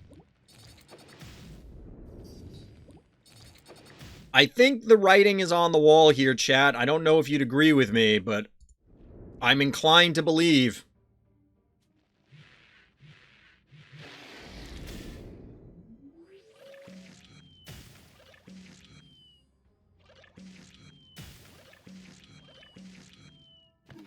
What is happening right now? Humerity, thank you for the follow. Much appreciated.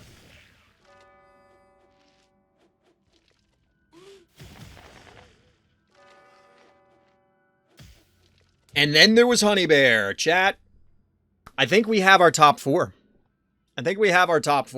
So, as we were mentioning earlier, we have Vazey and Shadow Force, who will be the second final that we're going to watch. Semifinal, excuse me. Second semifinal. We're going to start off with A. Markin versus, based on this, Mexicano.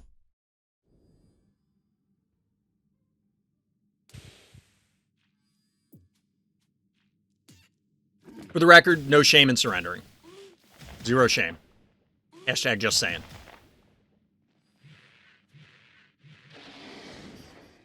GG! We have our top four.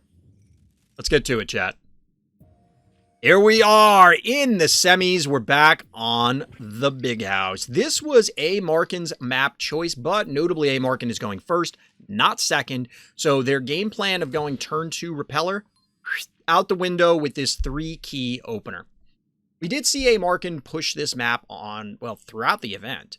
And it seems to be a fan favorite among all the players. And we did just watch a game on this in order for Bader, Mexicano here, our orange player, to advance to this position anyway. So we'll see how this plays out.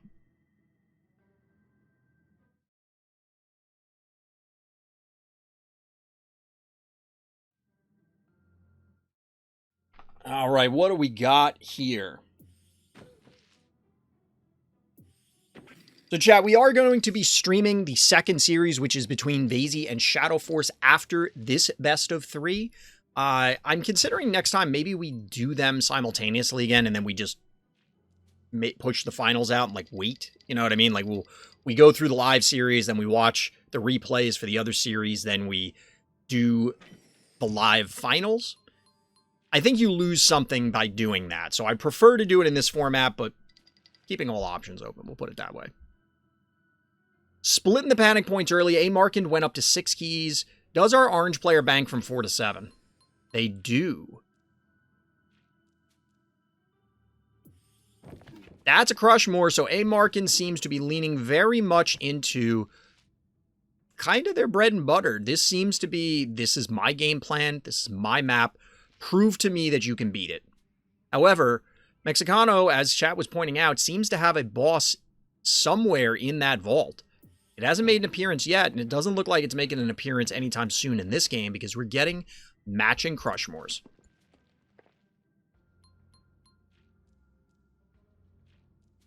The puppy's a very good girl. He's a good baby.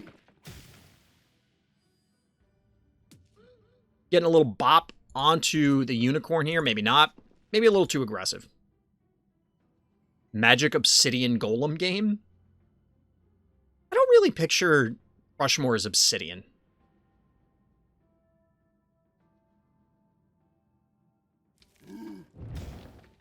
This is interesting, breaking this block. Like, what does that get you? I feel like it doesn't get you much. Now, notably, because the terraform has been burned now, this means that our orange player could slide their Crushmore up and then block here. But they're going to go for a break as well, which I think ultimately is better, but... breaking this does give you a little more positioning room towards the bottom, but... Poison Ivy, taking a page out of Lemon's book. Taking a page out of Lemon's book. Quick pick on the cat? Maybe not. Repeller does make an appearance, so this is the strategy that we've been harping on and have seen a Markand use with remarkable success and efficiency throughout this event. So if you're curious how to play on the big house, or you're looking for something new to try, this might be it. People want to play without obstacles, Locker Room Funk is right there. Yes, but you can make an argument that those tiles are an obstacle too, just you got to do it in a different way. Haven't seen anyone pick. It's weird. I almost feel like, because there was a big debate about how we're going to do the map ban system, because I'm always open to changes. I'm not really interested for Fright Night in banning Phobies. I'm just not. I think it's not good for the game for a variety of reasons. There are valid reasons to push for that, but I don't like the idea. So we use the map ban system to try and even things out. And before this particular event, there was some debate about, okay, do we do the typical map ban system, or do I ban some maps? Because, like, what if we get a bad rotation? And a lot of people said, well, hey, just flat blanket ban Mesophobe. And in my opinion, I think it is interesting to see high-level players play on the quote-unquote bad maps to see what they do. But what ends up happening, and has happened throughout this event and historically in the past, is like the whole event takes place on like the same 3 maps. Everybody bans out a lot of the outliers. Your Locker Room Funks, your Mesophobes. Agora hasn't had the opportunity, but like that, I guarantee that's going to get banned every time. Pluto has been commonly banned, although it got played on a little bit. I'm trying to think what other ones. But there's other maps that, like, people look at them, probably Step Right Up.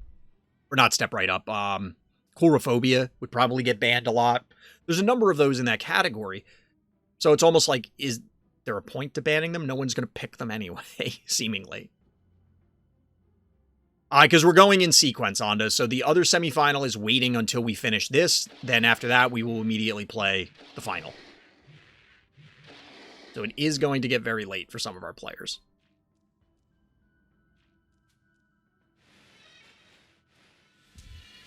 Boop. This is why A Markand does what A Markand does, and suddenly 4-1 panic point advantage, and I think this is the game of Phobies that a lot of people need to be playing.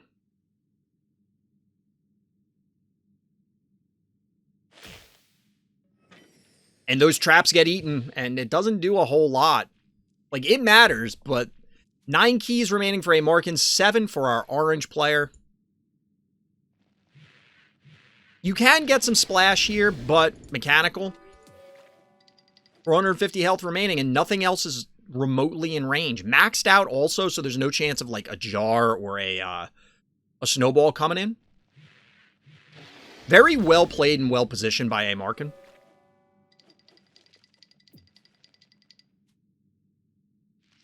Now, the panic points are going to flip here. And not really in a way that allows for A Markand to capitalize on this meaningfully. Like, for example, this has to run. I don't think it can even take a shot and walk away. Because if it ends up here, it's going to get jumped. Possibly you could body block. You have 9 keys. Could also plop a block here. Ooh, sticking it out. Getting the poke onto the corn. You know there's probably not a trap here. Because we activated and then this had to move. Well, maybe this could have put a trap because I don't think this attacked. Repeller meta. I mean, it could be happening. Down goes Corn. No Noxious. There is a Terraform. We don't know if there's a trap. Okay, there's no trap. When suddenly, Klepto. This could be dead. No, it's not. It's only 880. Well, actually, it could die to a, it dies to a jar. It dies to a jar. But that means that all three of these get hit with Splash, and then Repeller chooses who to kill. Actually, ooh, it's Snowball instead. Boiled Egg Tripod is so underrated. I really don't respect Repeller, but I can see the value here. And I've said that before, even the Phobies I don't like, there are very few that are in Rusty tier, right? Like, Rusty is just bad. And even Rusty might have a niche use somewhere. Tick is another one that's probably in that I'm really terrible level.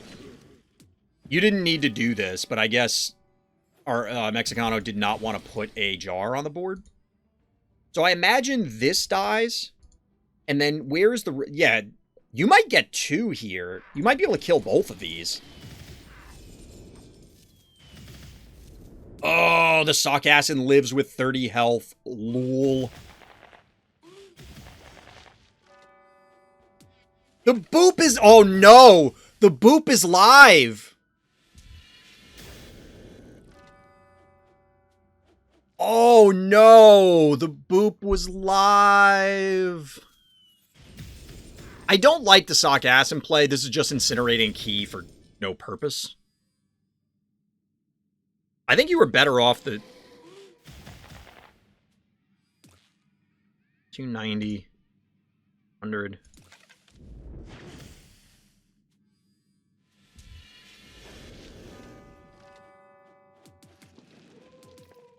Is that better? I guess that's better. Yeah, you follow up with the Clinico, and now it's like, oh, you poison whatever, who cares? 0 keys to 3, but there's not enough damage here to kill this Klepto. And that's really all that matters.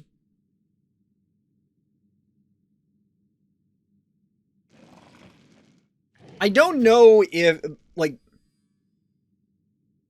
This kind of feels like a build order loss. This kind of feels like a build order loss.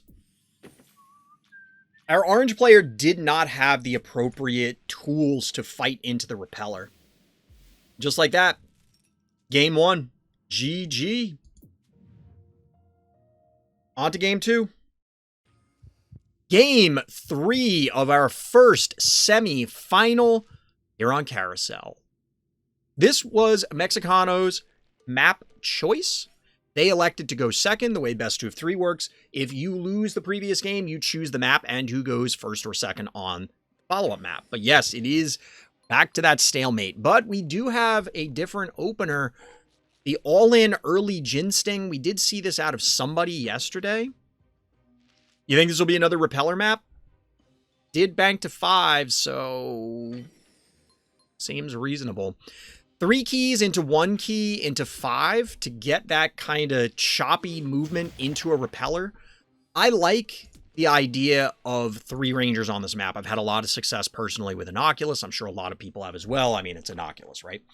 Repeller is doing pretty well for A. Markin.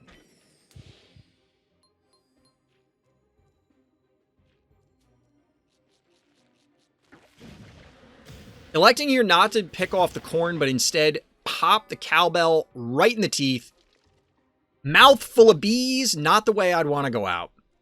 If I could choose how I was going to die, I don't think Mouthful of Bees would make the list. Just wouldn't.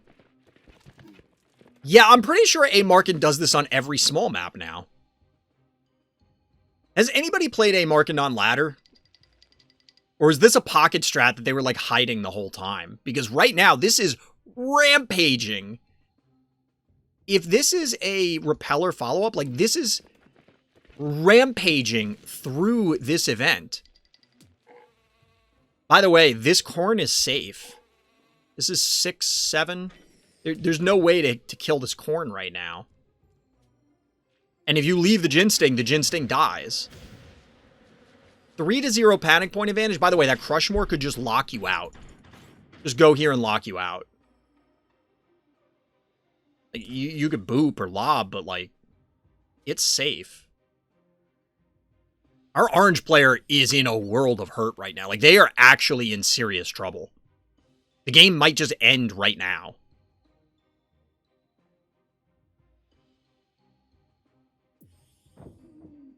Yeah, I don't think Doom Doom is what you meant to put on the board there. I'm not gonna lie.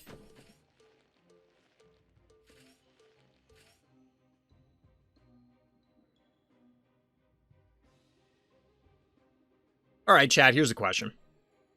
I think we can safely assume that all the Hevos and the Boom family were all supposed to be designed for war, right? Like, they're like war robots, right? What the hell is Cowbell supposed to be? What was Cowbell's, or what is Cowbell's function as a machine? Like, I'm trying to figure out what its hands, I think, kind of look like claw droppers, you know what I mean? But it's very thick, but presumably that like the hand part as opposed to the finger parts are it's filled with like all the servos and the gears and stuff. It's for protecting cows on a farm, so instead of farm animals like, you know, like guard dogs and stuff, you just have cowbells running around. That's a very early muffin with a Gonzo here. Only 7 keys because of the muffin. That means that you don't get boss next turn. If this was a plan to get boss on the board, I don't agree with this. I think you just sit on the damage and then like let the muffin happen later. But instead, we're getting Repeller. Notably, Gonzo is a 1-mover, so 1-movers into Repeller seems not great. Granted, Gonzo's not really there for the movement or the damage. Its own damage, that is.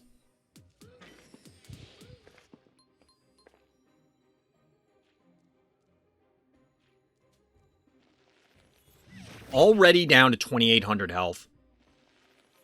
And you can't recap this turn, so you're going to take an enormous... Well, I guess you can. This is dead. 2 hits and a hit from this. You have to threaten something here. You could also poke, retreat, move this up, move this up. I don't quite agree with this positioning. This seems suspect. Like, this just dies for free.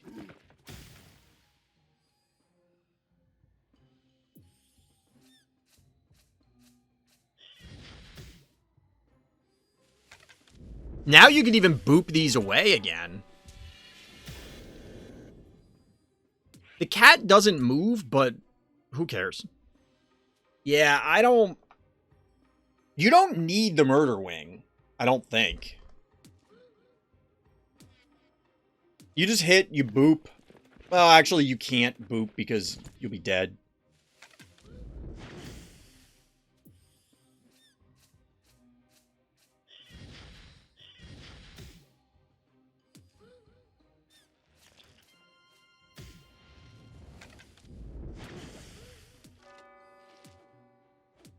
All right, so the body block here is to ensure that the Repeller stays alive.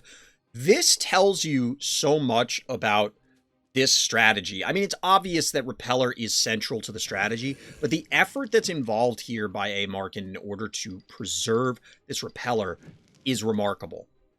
Now, here is what we were all thinking was or possibly is the answer to this strategy, and that is Boss Gonzo, because you just melt their team. You can't heal something that's dead, and Gonzo Boss will result in a death here. Now, the problem is that this is alive, and has, not just alive, but its ability is live. So that means you could block here, you could block here.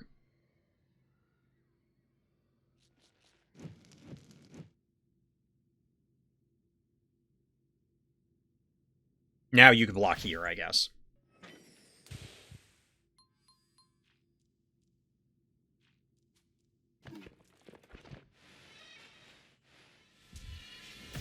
We're going to get the boop into the block, maybe? We do get the block, and this means that the repeller's protected. So now our orange player is forced to interact with this bottom panic point.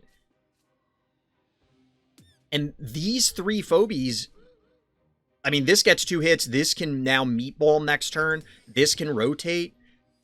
It's going to be dangerous to go down here. I think the Gonzo will tank everything, because I don't think there has been a trap.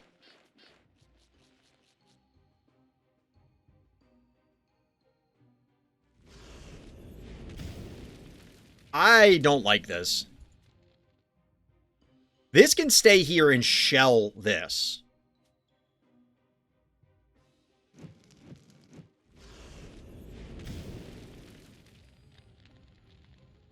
Yeah, boss probably would have died there. Because you get 2 hits from the Crushmore, you get a hit from the Unicorn, you get a hit from Repeller, you get a Meatball.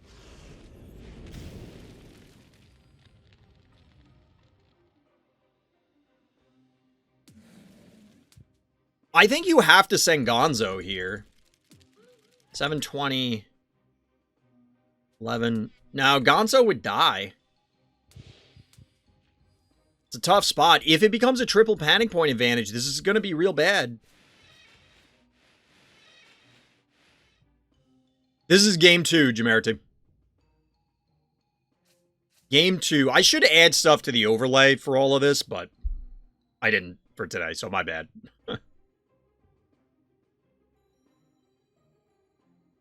It's a one-person production crew for all of this. Which is funny, because I did cast an event for a different game, and we had a production crew at the same time. Like, I was casting, well, we had 3 casters, including me, and then there was a production crew on site, and then another guy managing it all, and it was just, like, different. It was cool to see.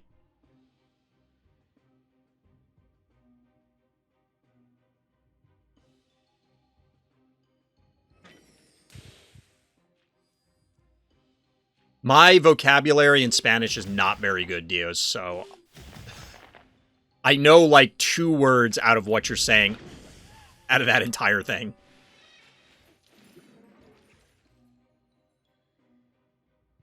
I'm assuming it was who won between them. The only reason I say that is because of the responses.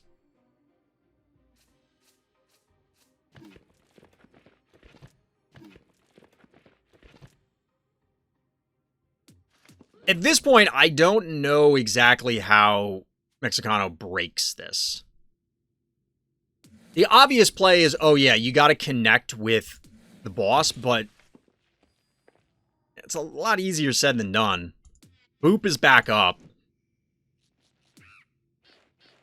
I think the longer you don't use the Gonzo, the worse position you're in. I think you kind of need to burn the Gonzo, like, or already burn the Gonzo prior to this, and then try and get a second Gonzo hit. But to be honest, I think the window has passed.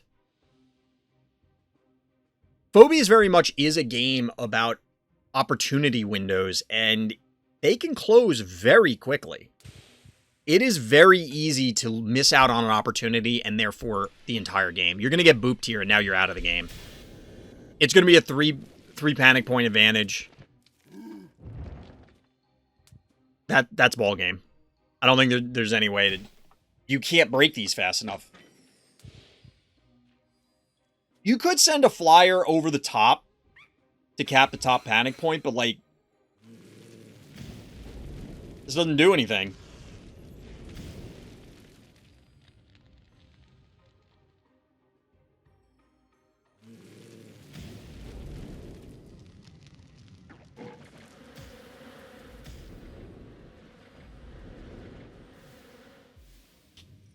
Got him. Apparently, A. Markin has figured out, cornered the market on repellers. GG. Well played.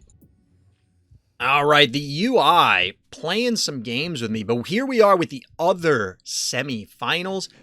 Daisy v. Shadow Force. So in this particular case, we're going to check Discord real quick. We had a Carousel and Big House ban, as well as Mesophobe and Locker Room Funk. So Shadow Force selected Home Sweet Home. Let's see what they have in store. Are we going to see more repellers? I don't think so, but I mean, anything is possible. Anything is possible. Looks like we're getting a timer bug here. It is counting down, of course, just you can't see it on our end. This happens every once in a while. All right, Big She, thanks for hanging out.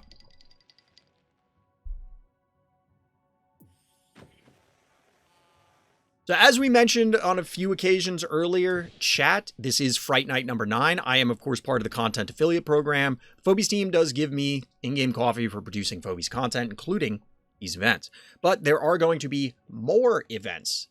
The devs not just providing prizes for big Fright Night tournaments such as this, but also willing to give us some prizes for more frequent but smaller scale tournaments.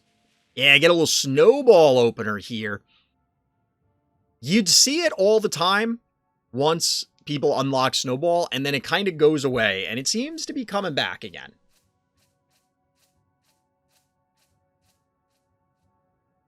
Yeah, I think that was correct. I think that was correct. It seemed to work out.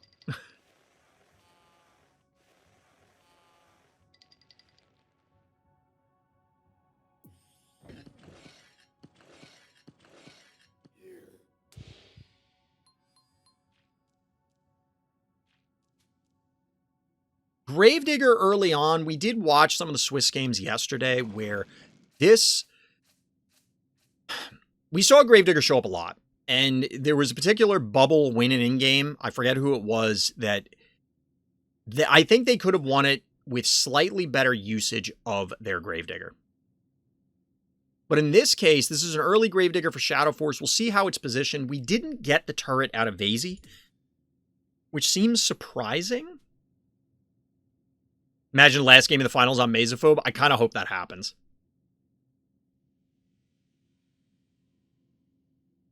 If it wasn't Repeller, I'd take out Hevo 2.0. Pushing in that area helps a lot. I'm assuming you mean on Carousel. Yes, it seemed to be pretty relevant. And there's a plethora of one-move Phobies that either displacement effect is going to have a huge impact on, right?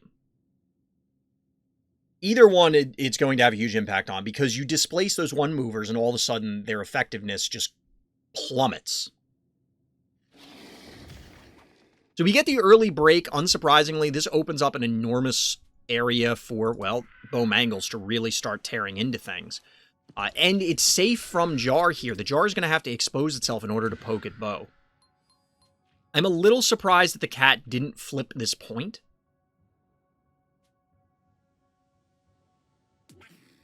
Because even though it would sacrifice itself, it would allow for an even set of panic points here, thereby stabilizing. Whereas right now, you are under some pressure. This is a small map. A 2-0 panic point advantage adds up very quickly.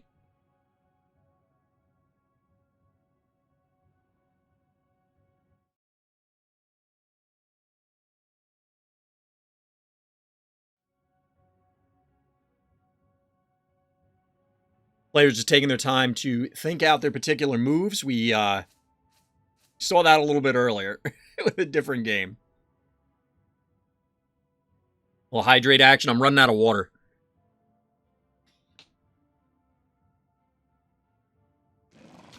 I do need to get some more. I do need to get some more water. Just going to burn all your channel points in 1-point increments. This is the first game. We just zoned into this one. This is just a dead snowball, huh?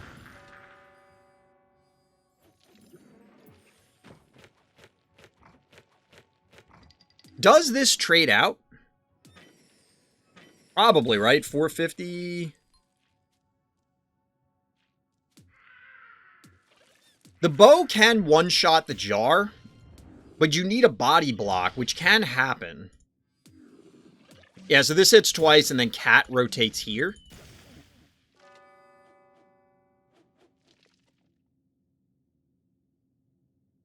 You should be able to protect this. So was this bait?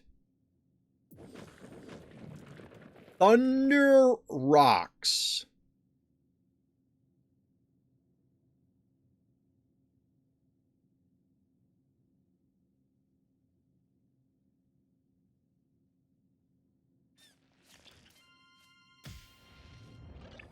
It may be that Vazey's realizing that the jar has to be protected here.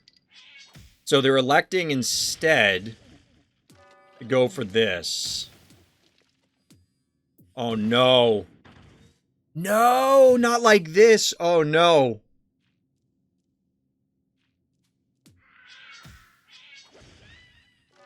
This comes and snipes the jar.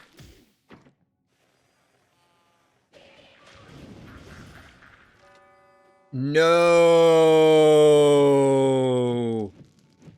Yeah, this game, unfortunately, just kind of... Oh, no. No! Yeah, ball game. That was... It happens. Happens to the best of us. GG. What are you going to do, chat? It happens sometimes. Yeah. Vazey saw the writing on the wall there, and I can't really blame them.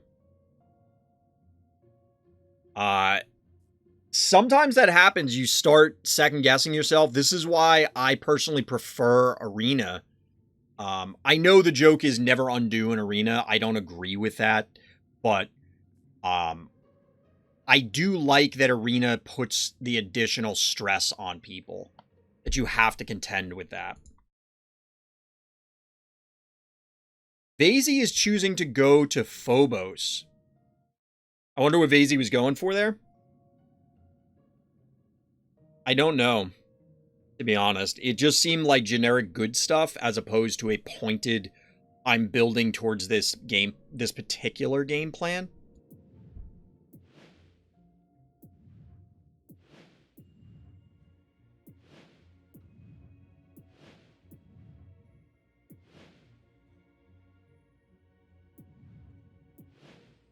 Vazey will play Heartbreaker. We did see a Heartbreaker earlier on Phobos. And Vazey is choosing to go second, wanting the extra keys.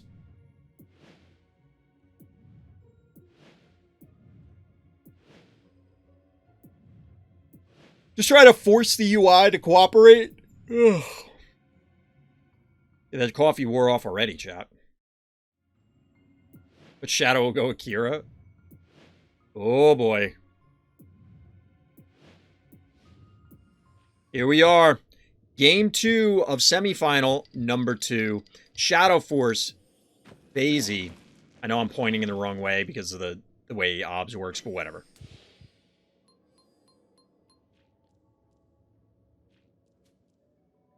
On a small map like that, generic good stuff is usually a turret followed by an Oculus or a tractor. I feel like that was the original plan, right? Because we did see a stabby start to come out for Vazey in the previous game, and then all of a sudden there was a second guessing, and I don't know if it just kind of like you fell out of sync because you started to do this plan, you change your mind, and then you go, oh wait, the original plan was better, and now you're just like never back where you want to be. But you got to shake those off. We'll see what happens here.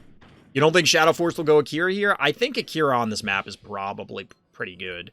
If you can get control of the stim, Akira, I mean, Akira's going to be good anyway, but like, then you just shred your opponent's team, right? Akira Keck.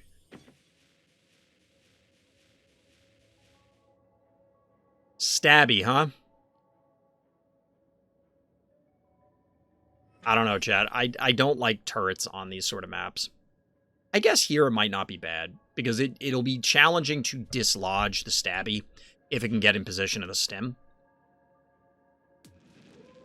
And even if you do, it presents some other challenges. Right, baby? Yeah. Yeah, baby. What a baby. She's a good baby. One of these days, I'll get her on camera. She's having a good snooze hanging out, listening to me ramble. Sometimes I wonder if she does like hearing my voice. You know what I mean? My wife is sick of my voice, but apparently my dog isn't because she's still hanging out down here. Shadow should 2.0 plus Akira. Then can be chill sipping juice. What? Grune, are you having fun just naming all these weird strategies? Well, I guess that's not weird, but...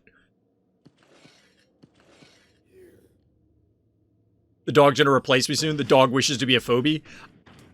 I don't think my dog wants to be a phobie. Like, legitimately. I don't think she would want to be. I've talked about it before. She is arguably the gentlest animal to ever exist on the face of the earth. And she's terrified of everything.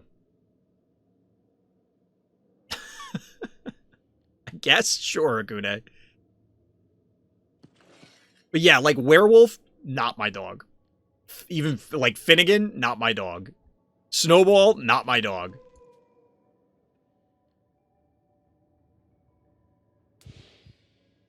She's way too gentle to be a phobie.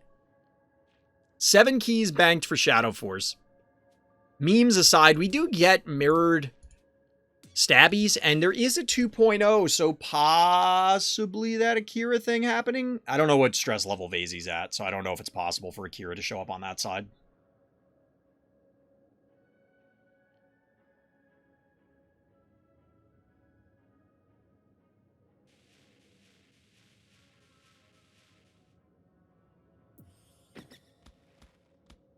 Cassowary? This does leave the option for a lot of big high-end phobies showing up. If you play Stabby, you want Akira. I could see that in these scenarios. Half of the power in Akira is moving your team, so yeah, I get it.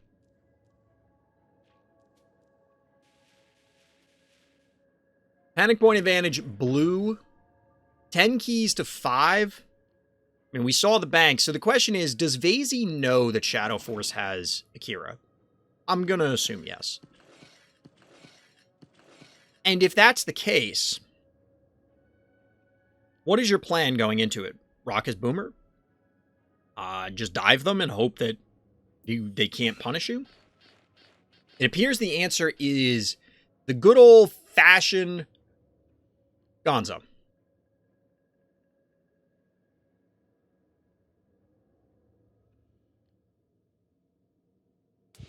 Because why not?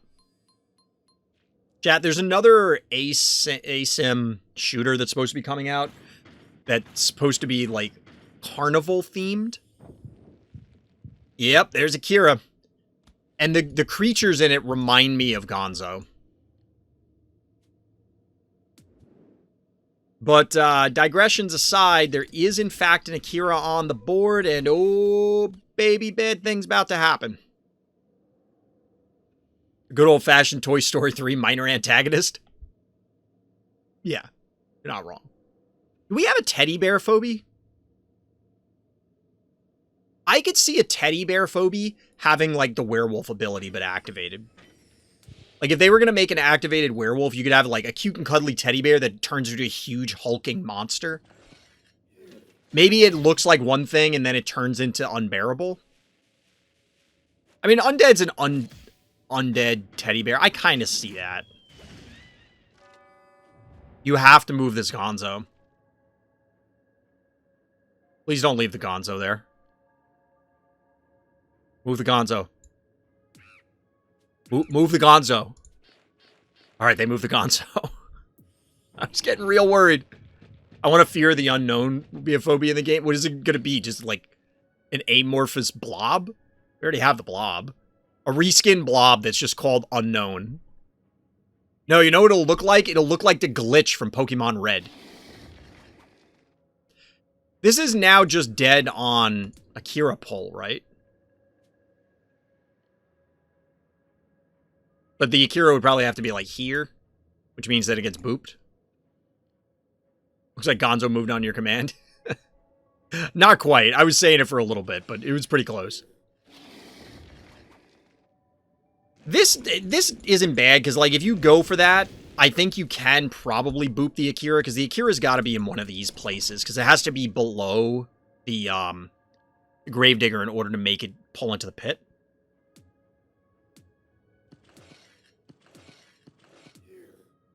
Now the Gravedigger gets yoinked into the pit. This is tough, because it's just like, how do you fight Akira?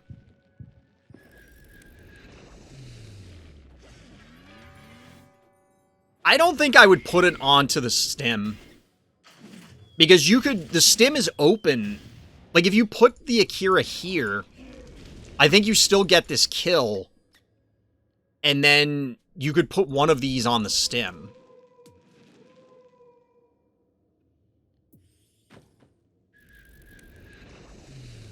Oh, this is cute. You get the move, sort of. I mean, not sort of, you do.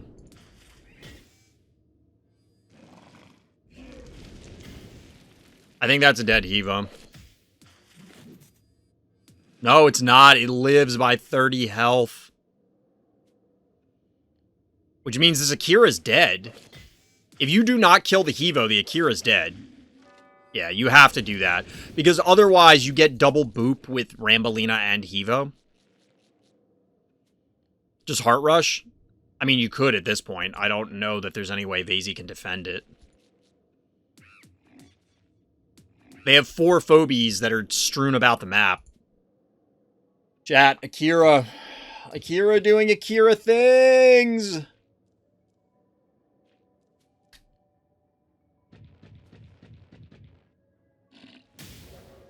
Boop.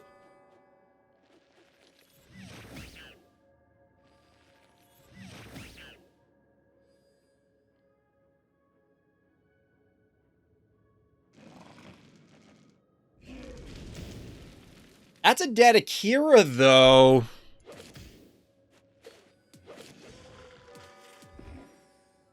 The challenge here is these 3 are still alive, healthy, and in range.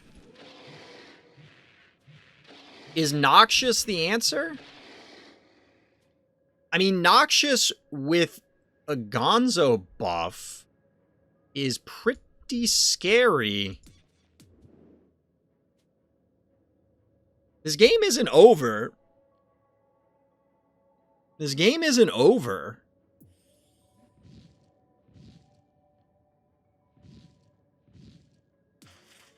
I don't know that I like Ray here.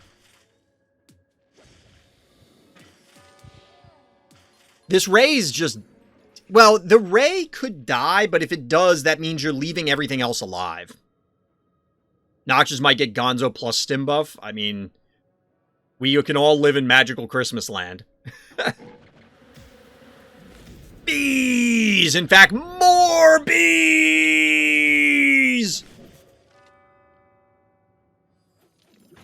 More bees sounds like a weird candy. I would definitely want Nox over Ray. I get the draw to Ray, but I think Noxious would have been way better here. Unfortunately, that's 9 keys incinerated there, so this is 13, 16, 19. 12, 15, 16, so it's close. It's close, and this is dead, or should be, right? This is 100% dead. Then the snowball claims this. The problem is that the Ray is just dead.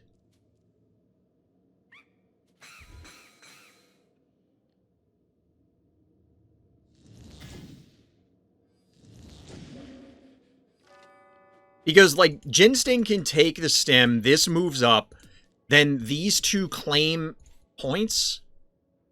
Well, they claim this one because this is the orange one, but...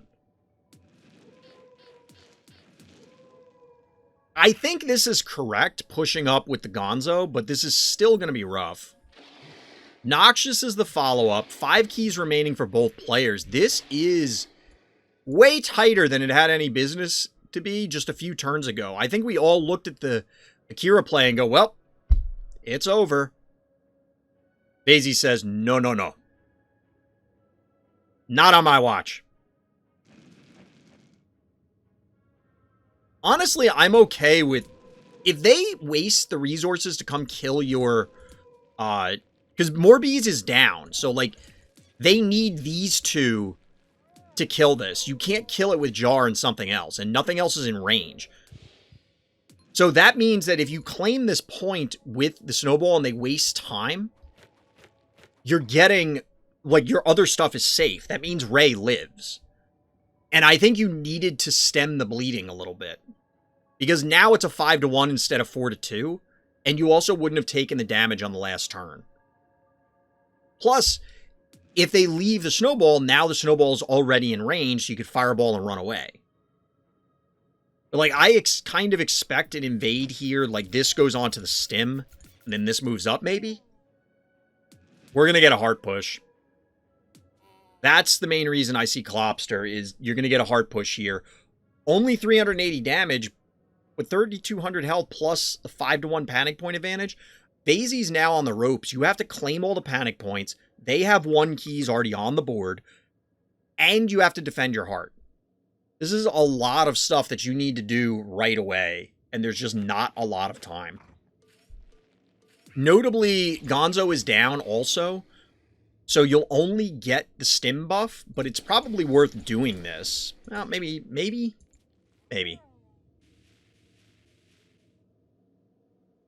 Yeah, Shadow Force isn't going to cluster and let you do it.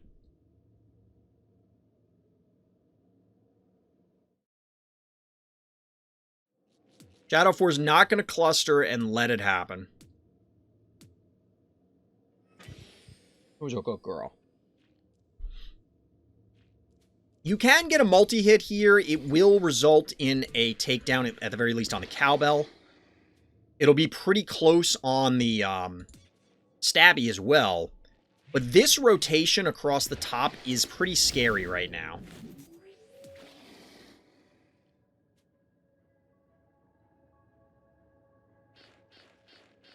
I think this is correct. You got to claim this point and this point, like, right now. Wait, this didn't kill it?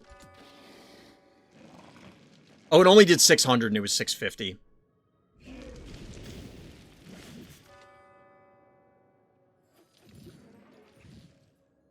Alright, so this gives you 3 panic points. Protects your Noxious to a degree. They can kill the Noxious if they want it, but that means that they have to commit. I think Vazie has to put more stuff on the board right now, though, and get it into the fight. Like, if you wait a turn... I like Daisy here. I like Daisy. Pretty high damage output, comparatively. It's going to be more challenging to kill, because we're getting into the low Phobie counts. I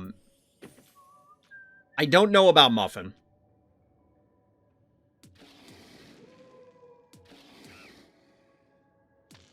I mean, I can see the Muffin. Yeah, you need, like, Daisy or whatever up here. I kind of like the Cowbell.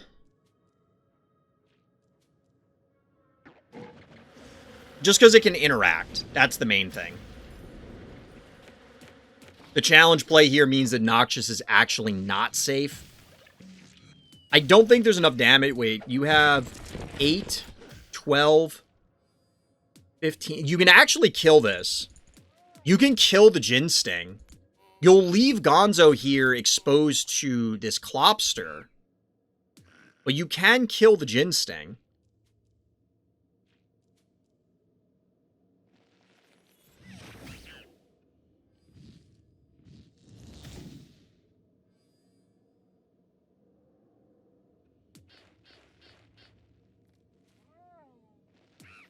Yeah, you don't have a choice here. You gotta hit it, and then you put the Daisy here.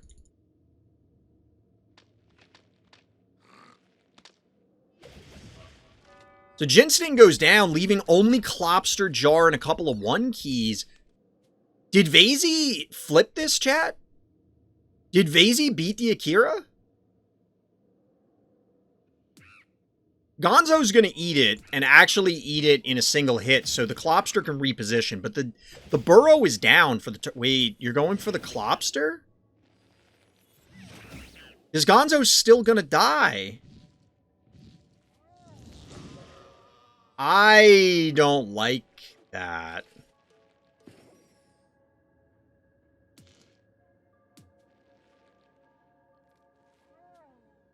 I can kind of understand valuing the Clopster because of the mobility. It's like, oh, well, it can sneak through and just go after the heart. But I think this is too dangerous to leave alive. Now, I guess it's only 20 more damage than the Clopster, but it's ranged. Like, yeah, Ray is dead. Now you have no way to kill this. Gonzo buff is up now. But, like, this is gonna die. Right? Oh, maybe it won't. This'll live, which could be pretty important. Nope. It's dead.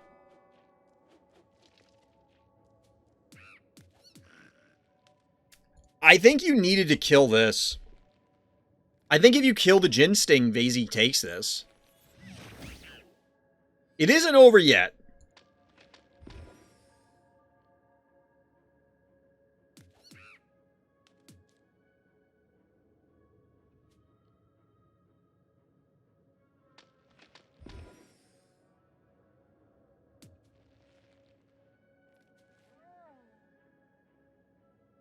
Yeah, I think if you killed the Jin Sting, you lose the Gonzo, but you'd still have Ray.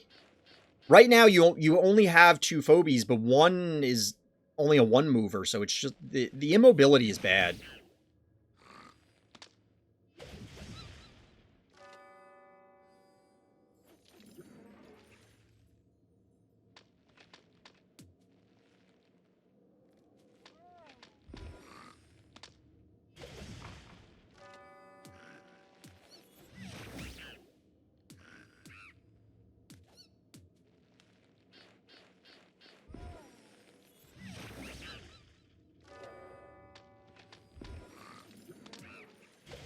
Six and one, half dozen the other here. Like there was a bunch of ways that this was going to play out to this scenario. The problem is this just dies now, or they do this. No, you kill this and then walk on it with Jar.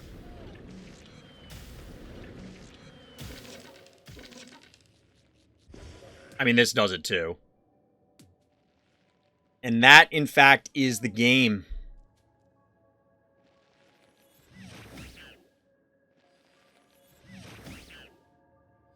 GG is right. Definitely a very well-played game, but I think the Jin Sting misplay might have been it. That might have been it. I don't know. The game plays out wildly differently if the Clopster lives and the Jin Sting dies. The Hematic Jin Sting, that is. But it's not how it went down. GG, well played, Shadow Force. So we have our finals. Chat, we officially have our finals. It's going to be A. Markin v. Shadow Force. I believe this is a rematch of last Fright Night. Here we go, chat. Game 1 of finals for Fright Night number 9. We got Shadow Force. We got A. Markin. We got the Big House. Let's see how this shapes up. This has been A. Markin's home turf. Like this whole event. A. Markin has this on lock. Let's see if Shadow Force has the answer to the Crushmore Repeller plan, because I have to imagine we're going to see it. Right now, chat is predicting it's pretty close, but more people are leaning towards Shadow Force taking this game number 1. We'll have to see how this goes. But yeah, we're absolutely seeing the A. Markin initial game plan here. Early corn, we expect to see bank to 6. We're going to get a Crushmore, most likely, into a Repeller. What is Shadow Force's answer? Shadow Force, definitely up there in stress levels, definitely up there in skill levels. So the question is Boss Gonzo going to be the answer? We talked about that earlier, and it didn't quite answer it. The Crushmore Repeller plan on Carousel. Will it be the answer here? Is that even going to be the attempt?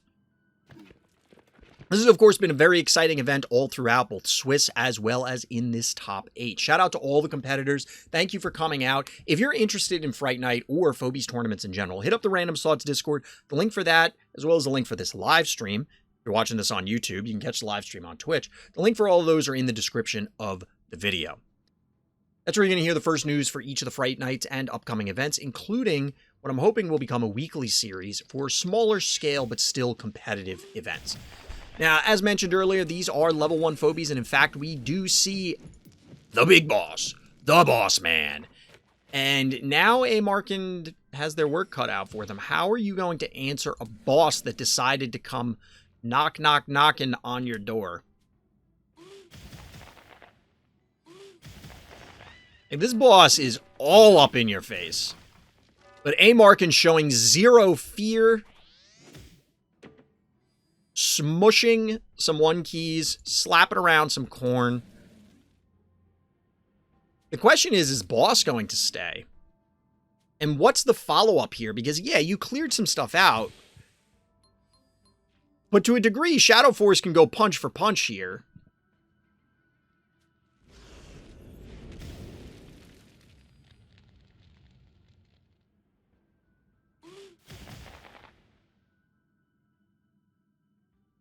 Shadow Force debating, pondering, calculating, strategizing.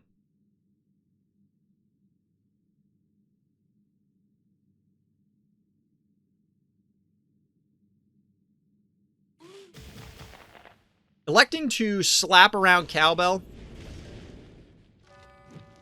Cowbell, I think it's a good time to hit the showers. Maybe an ice bath, because, looks like a bad burn, my friend.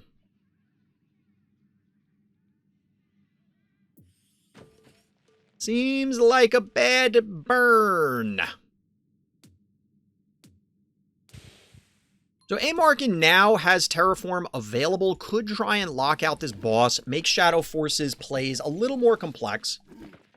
But instead, electing to go after the corn, getting the quick pick, relying on this Clinico in order to heal this up, this should survive. Admittedly, there is fire there for 100 damage. 100 damage, so this will be 16.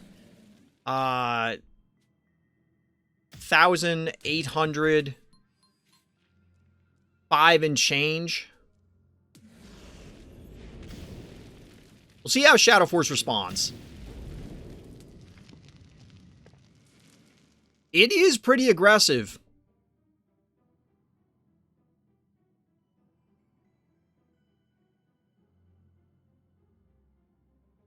It is pretty aggressive going in here. We'll see if this pays off for A. Markin, because your fired has now been burned. Lol. But it's going to take some time to get this Crushmore back into real fighting shape. The follow-up here is really what's going to determine the course of the rest of this match. The appropriate follow-up could seal the deal for Shadow Force. Inappropriate follow-up could mean that A. Markin grinds out a victory here through the use of all the buttons that can be pressed. Because remember, there's going to be a trap here now. There's going to be the heal from Clinico. You could possibly get a Terraform. We also get a quick pot shot to soften up this boss. Yeah. So what I think A. Markin might be regretting here is sending the Clinico there. If the Clinico was here, you could have gotten the hit plus the block. That wouldn't be great because the jar can still take pot shots and, of course, repositioning. But it did give you the extra flexibility. Here, you do get the heal. If Shadow Force decides to invade, that means that you're going to, like, they're not killing anything, your fired is down, etc.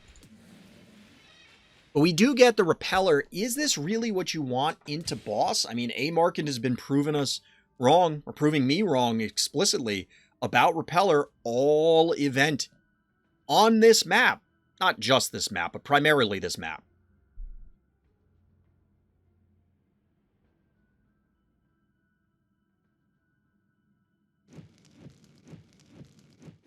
Get a little rave party going.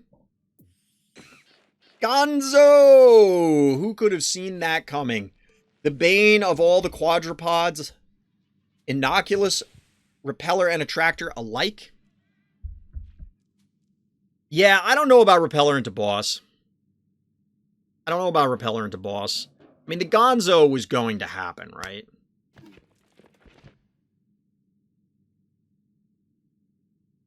It kind of felt earlier in the event that when when A. Markin did this whole Crushmore Repeller thing, that a lot of people went, I don't know how to answer this.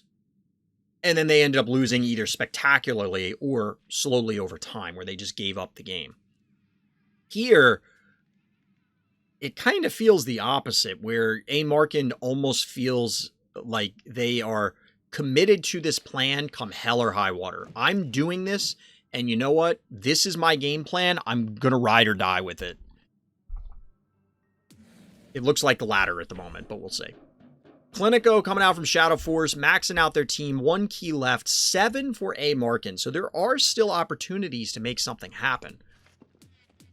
Chat, if you were in A. Markin's shoes, what are you slamming on the board right now with 7 keys?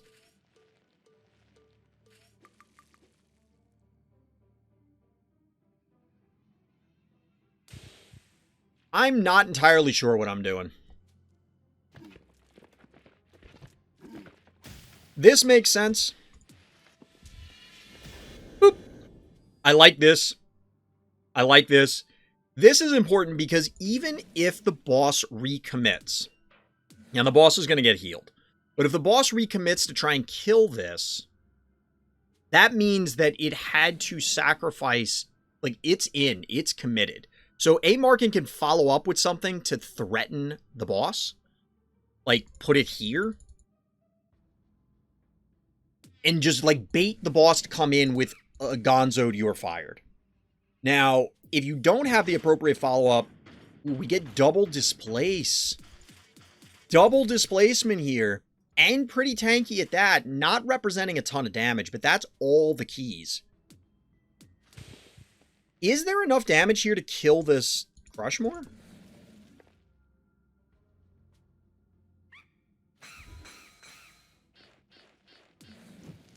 That's 800. Not enough damage to kill the Crushmore, but certainly enough to get this. There's not enough damage here to kill this boss. This might be game.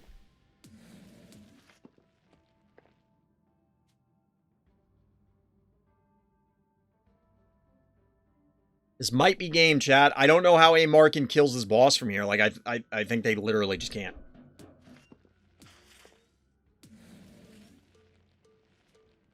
There's not enough damage here to kill this boss immediately because this is going to die to fire. So, like, you can boop this. But, okay.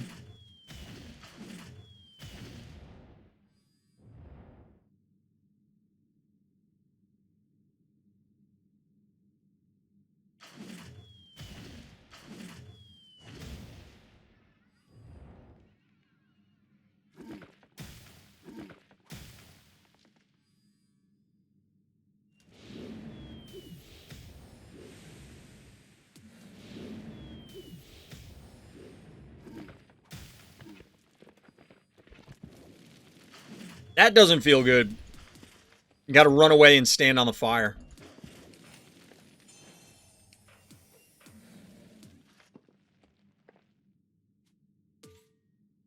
And nothing dies.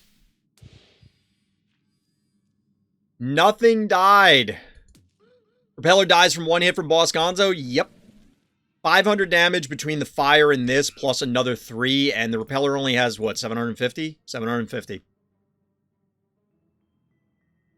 It's a bad time if you're a Robo-Squid.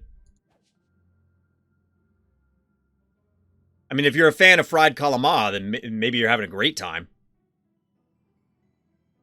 But, yeah, it's not a good time otherwise.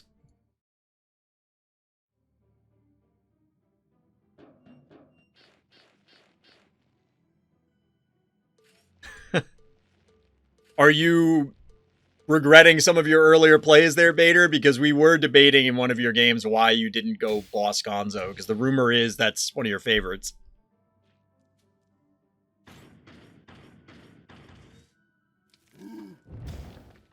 Thought you needed to use Jin Sting?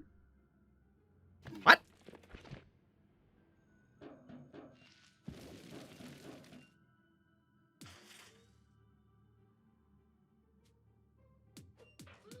Jin Sting and Boss? That's less damage. I mean, that's like significantly less damage.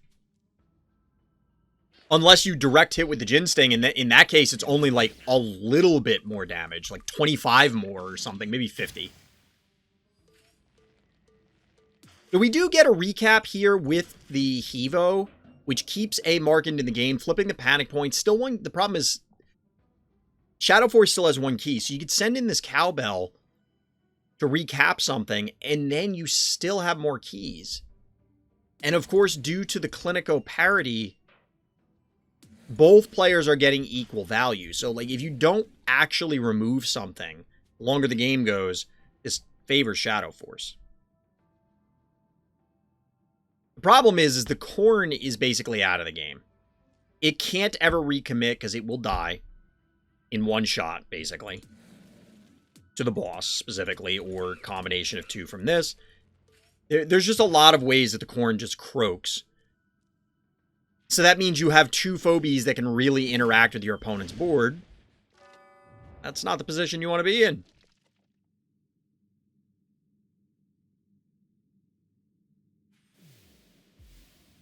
Writing on the wall, A. Markin. Down a game in the finals. Let's see if they can pull it back in the next one. GG.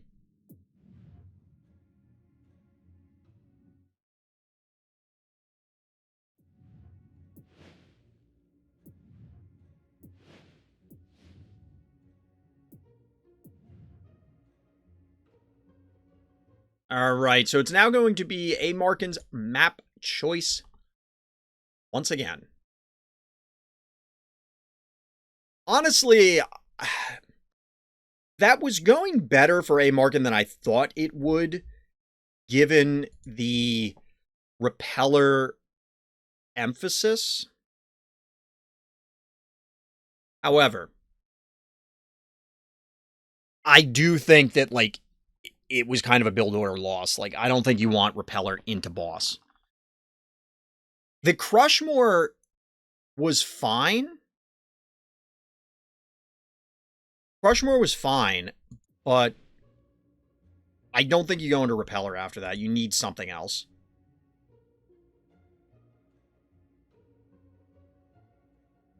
Because you can't do the play keep away plan. In case anybody was wondering why we never see Repeller into boss, there it is. Yep. We were talking about it the other night that I think the existence of, like, Boss Gonzo does suppress, and it's supposed to be the answer for, like, attractor comps. You just boss them and blow them up. You Gonzo boss and just annihilate them. Game 2 of the finals. A. Markin's map pick, Pluto. Let's see what we got. Down a game. Can A. Markin pull this back? Boss was doing boss things in the first game. We'll see if it goes a little differently. It's another small map. It's another map where hypothetically boss can dominate. So we shall see. We're getting a plethora of small keys. A. Markin not seemingly going for the same game plan, but we'll see. Prediction. We'll put a prediction up real quick.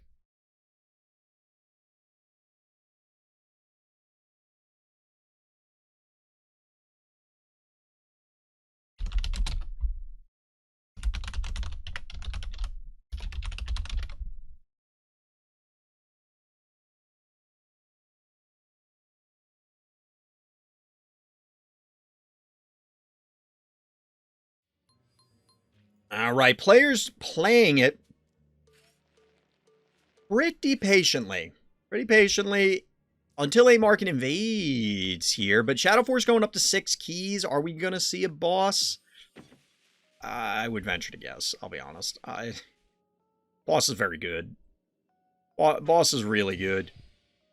Okay, chat, let's assume boss, right? Let's assume boss. You wanted to go to game 3 so bad, you and me both, but I think we're going to see a boss. So, if you assume a boss is coming, you know boss is coming, you're in A. Markin's shoes. What are you doing? Because A. Markin decided to go stabby, maxing out their team. Honestly, I think you 100% take this panic point right now. I think you take this panic point right now. You can trade back and forth and end up, like, it'll end up being 3-1, but you need this pressure right now.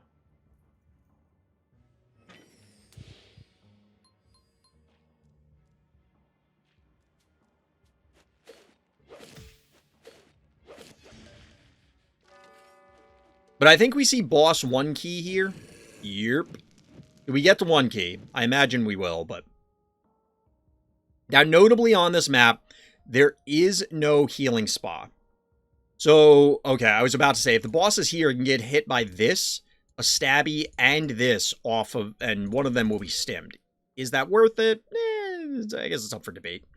Or, if it was here, what you could do is you leap the cassowary, kill this, send the Henrietta, reclaim the point, poison, and then get the stabby hit off stim.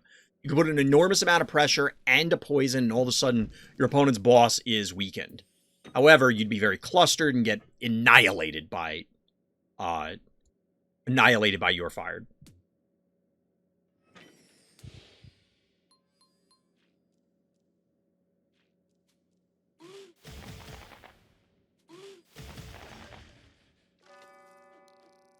We do still get the poison.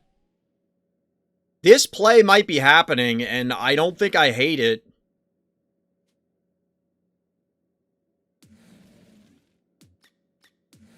Puts it at 12.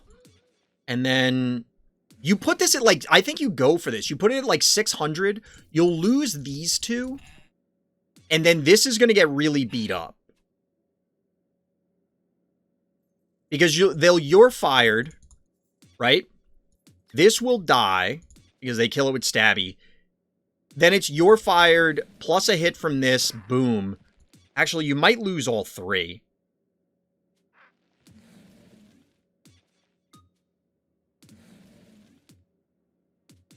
Yeah, I think you lose all 3. So maybe it's not worth, but this is a 4-to-1 panic point advantage for the time being. But are you about to just get your fired off the stim? Is that what's going to happen right now? Because that's not going to feel good. In fact, I'm going to go so far as to say that's going to hurt.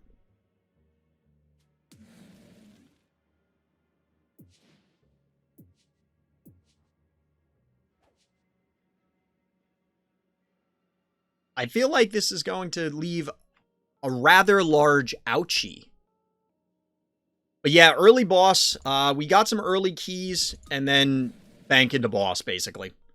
It wasn't that early chronologically, I guess, but it hit the board pretty quickly. Yeah, like this feels bad, man.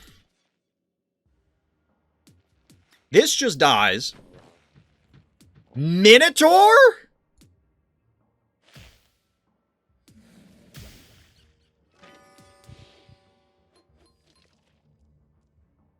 Things are happening, chat. Minotaur is actually kind of wild on this map. Welcome back, Big She.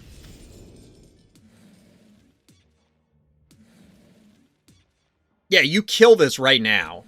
You have to.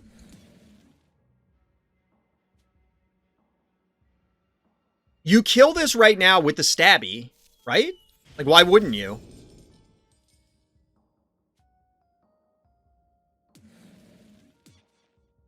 The stabby lives, it's on the stem, which means that they can't immediately retake the stem, and then you just reposition. Wait, what? No, you're not leaving this alive, are you?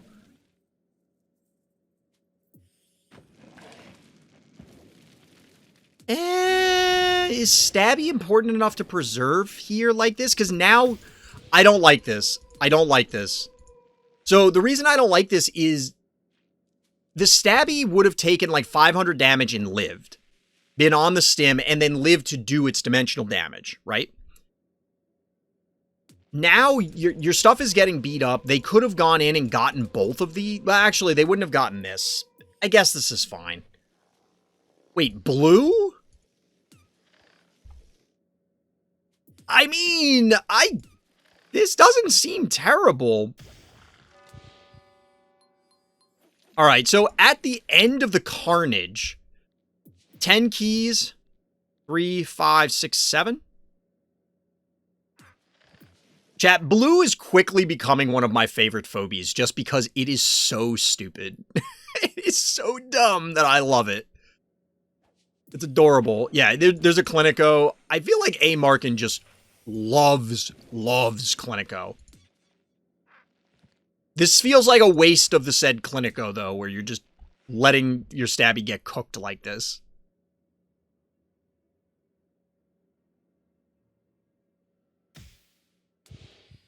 Look at the pressure on the heart, though. 1,000 health. The panic points are going to get leveled out momentarily, but still.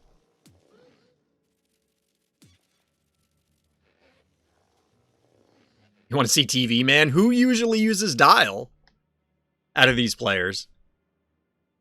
Honestly, we haven't observed Shadow Force or A-Marking games in a while, so I don't know. Snowball plus Clinico makes that a 9-key stabby. Yeah.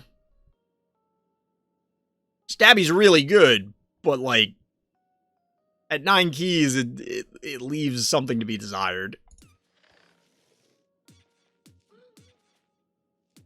If A-Markin loses this game, I think it's on the back of that play. I don't have a problem with bringing the Snowball and the Clinico out, but I don't think... like, I don't know. Shadow Force uses dial more than any other player I've seen.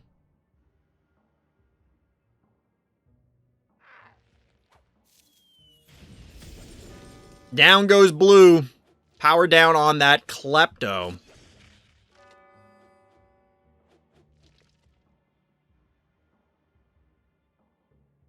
Klopser was GG.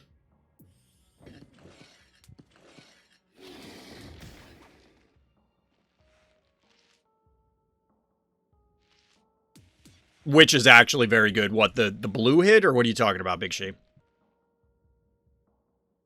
There still is a chance for a dial. There are 3 keys left for Shadow Force. A-Markin has a remarkable heart health advantage, so you don't need to press. Minotaur and Sheep. I like Minotaur on this map. Like, I don't hate it.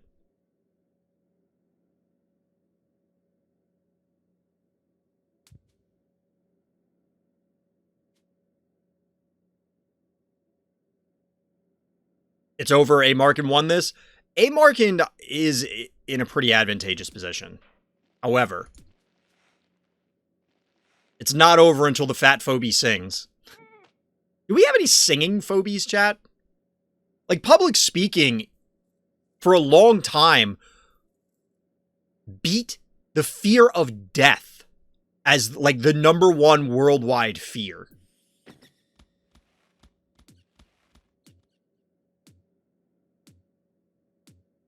Shadow Force needs to push while the debuff is applied, but there's no opening. I agree. And the thing is, there's probably a whole bunch of traps here, right? Like, there's probably a significant quantity of traps.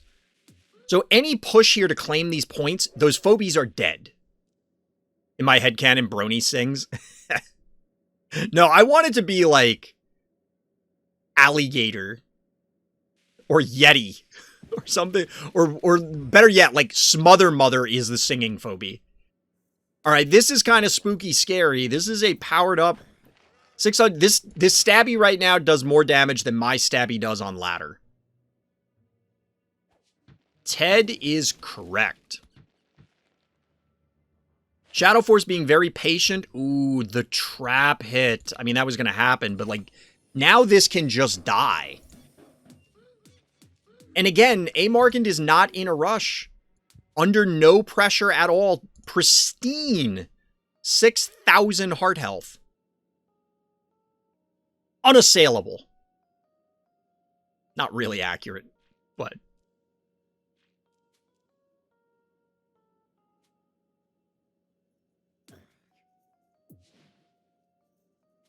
You know, Ted, you should probably get this checked out. I don't know if you've seen a doctor, but... This is the second game? Correct. Game 2. Shadow Force took game 1.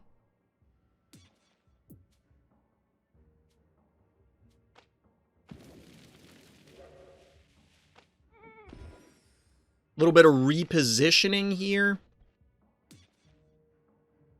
A-Markin wins this? I mean, you said that before, but that should be what happens. There are a lot more buttons on A-Markin's side, especially relevant buttons, because, I mean, Sheep probably isn't going to be that relevant. But You gotta actually seal the win. It's easy to say you win. It's a little more challenging to make the win happen.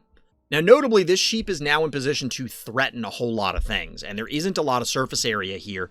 You could break some blocks as a Markin. I think that might be a decent line, but if you do that, you offer up this panic point as vulnerable.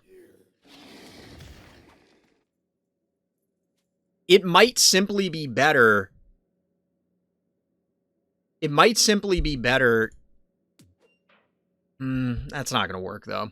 Because the clinic goes down, so, like, the sheep hit will be relevant. I don't think that should be there. That needs to be here. This is going to be a double sheep hit. I think Shadow Force just pushes here and says, I have more stuff than you. Your Clinico's not going to come back online fast enough. I think A Markin might have just thrown.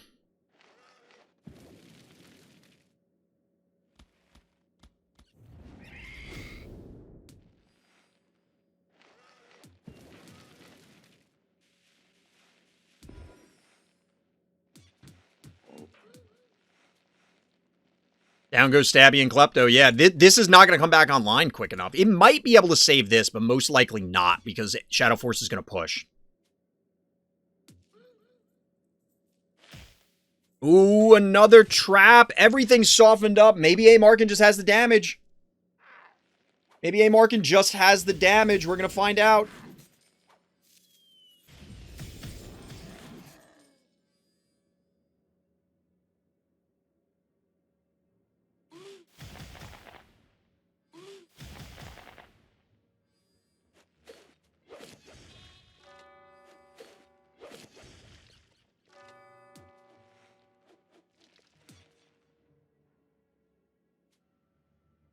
Because you'd have to sack the Clinico to go up here. I think you kill it with this and then pull the Stabby back.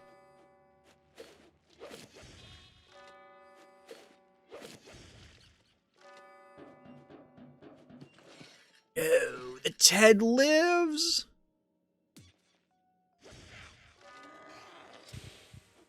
Oh, no.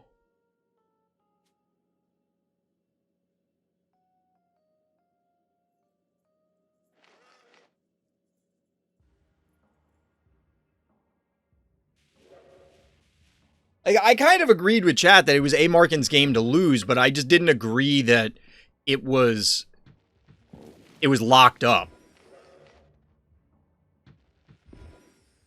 Heart's still at 1K. There's an argument for Shadow Force to, like, just stand on the panic points. So that way, A Markin can't just sprint in and reclaim stuff. The sheep hit didn't have to happen. Like, the Stabby could have been here. The Stabby could have been here, and then you'd be fine.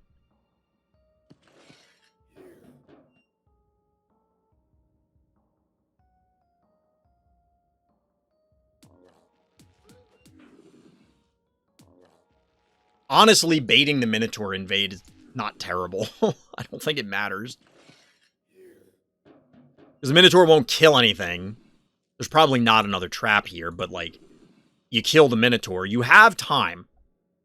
A Markin has a little bit of time. You don't have to rush this. Wait for a window. Wait for an opportunity. You can win this.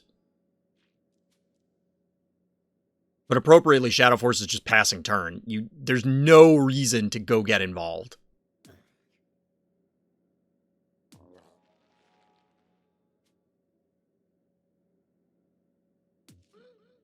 This does 400, so it's 775. You can move the corn up and poke. And I think that has to happen. You have to soften these things up. No, you don't want to be there. I guess it doesn't matter. Never mind. You'll end up dead no matter what. Because the Stabby will be on the stim. Like, you move the Minotaur in, then the Stabby retakes the stim, and then you kill whatever it is. This could give you a 3-to-1 panic point advantage, but that's not enough to actually end the game. 760, 970 is not enough to kill this. And then obviously the Minotaur return kills 2 things.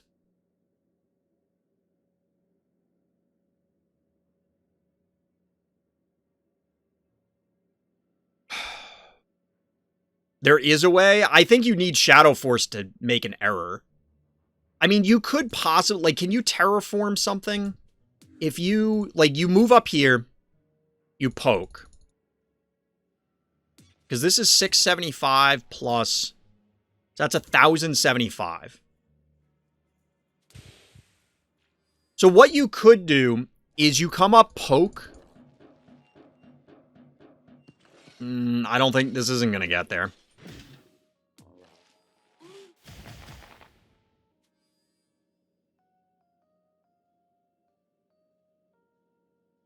Clinico in the Unicorn space, Unicorn in the Gravedigger space, and Gravedigger in the Clinico space, and Heart Rush. And, like, try and slide across the top. The problem is that the Stabby is in range from the stim to light any of those things up as they run across. If you flip these two... Yeah, I think that might work, because you have to sink so many attacks in to kill this. As it is right now, this is enough to kill this. This is enough to kill this.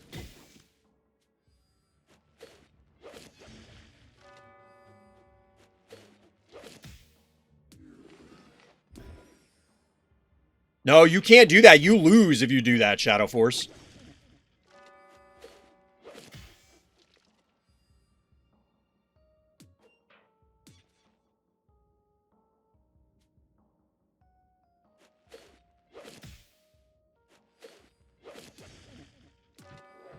Yeah, Ted couldn't move, but now Ted can.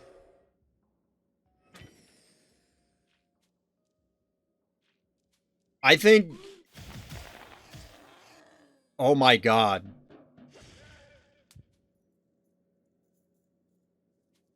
Chat? Is it happening?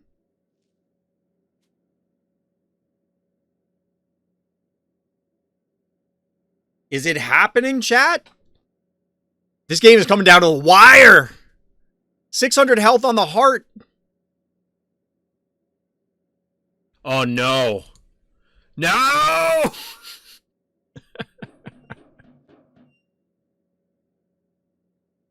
I don't know that it matters which one you take here, because Minotaur can reach and stand on a point no matter what. And, like you can get on the stem and kill something, and then the other one stands on the point, but the 200 health.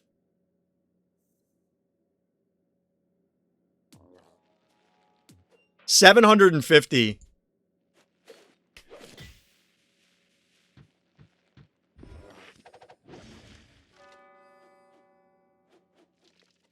Chat, a game of throws. Turn this into an HBO TV show.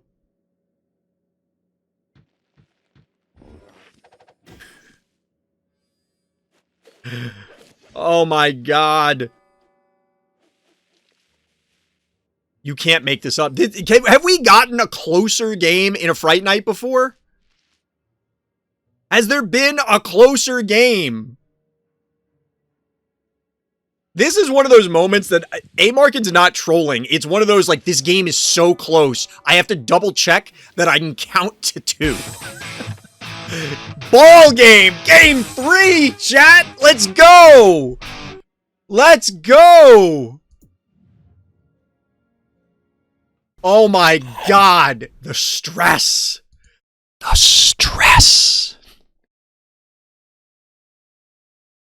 You remember when I lost 3.0 and won only because Unicorn placed enough traps to survive? I do kind of remember that.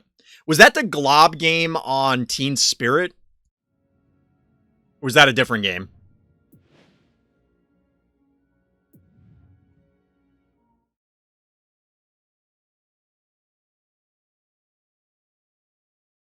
All right, Shadow Force's choice. Home, sweet home. What a way to finish. That you won with Glob and Muffin? Yeah. Oh. That's a rough one. Like, that, how do you mentally, either player, that is just draining. Both players. Prediction reminder. Thank you.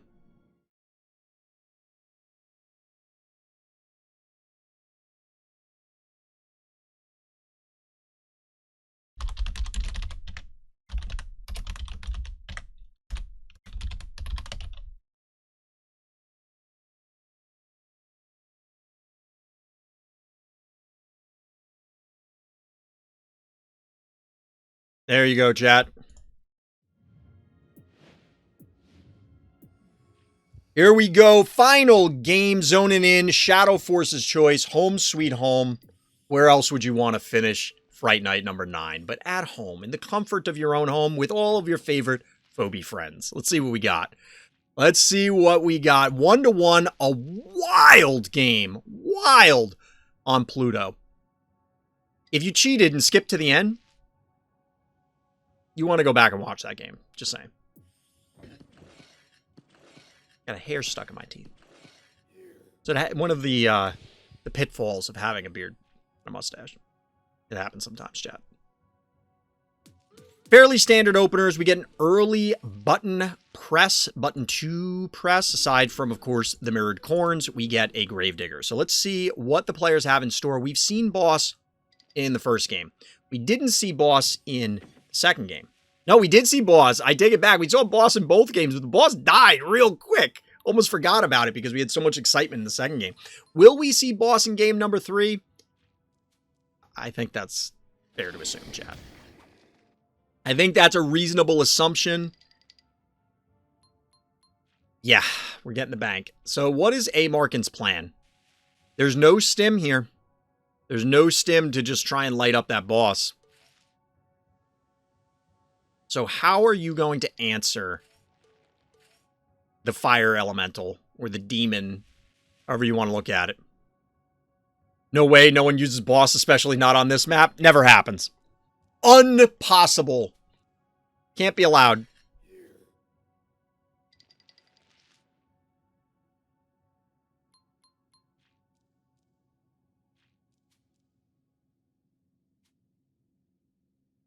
Absolutely impossible.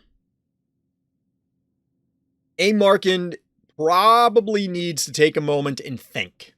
How do I answer the Boss that is inevitably going to get slammed on the board next turn? I like this. It worked out in the last game. I do think this is probably appropriate. You push up and supplement this. In order to cap these points back, you're going to have to expose something. Cat clearly does one. Crushmore? No. We're not doing this again, are we? We saw the Crushmore Repeller plan in game 1 on A. Markin's map pick of the Big House. It did not work out into Boss. Is A. Markin going to adapt, or are we going back to the well and A. Markin feels, no, it could have worked, I just made an error? We'll have to see. Shadow Force actually tanking a little bit here.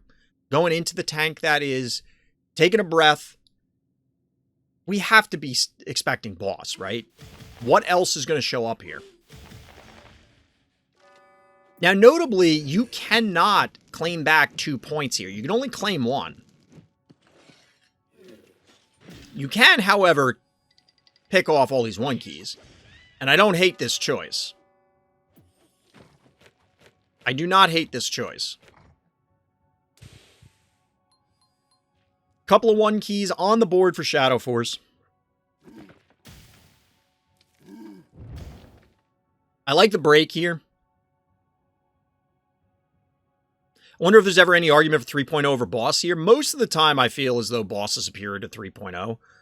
That being said, I have 3.0. I do not have Boss, so it's easy for me to say, oh yeah, use the thing that I don't have, because that's broken.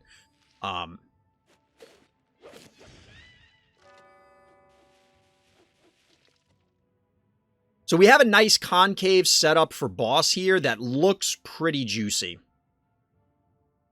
That's pretty enticing.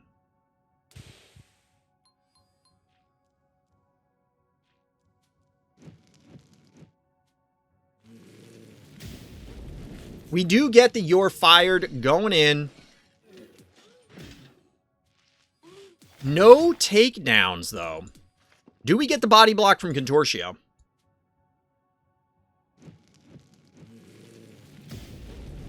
Little repositioning on the you're fired. I can respect it.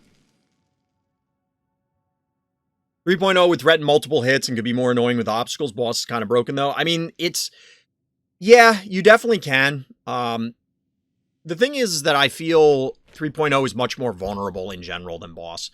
Yeah, boss is dimensional. It's like, oh, just disease it. And it's like, no, that never happens. Not never, but it's very hard. Or just poison it. And it's like, oh, there's a healing spot. Who cares? Whereas an erratic can be a legitimate threat or arbitrary electric phobia. Ooh, A Markin is saying, never retreat, never surrender. Well, sometimes retreat, but never surrender. I don't know. Get in the shot with the corn.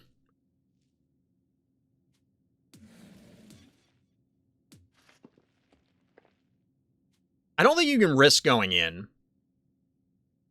I don't think I'd hate a full retreat here from A Markin. The problem is, you obviously lose the panic. I don't like this. You know Shadow Force is going to go gonzo. You know Shadow Force is going to go gonzo. Like, there's no reason for them to not go gonzo.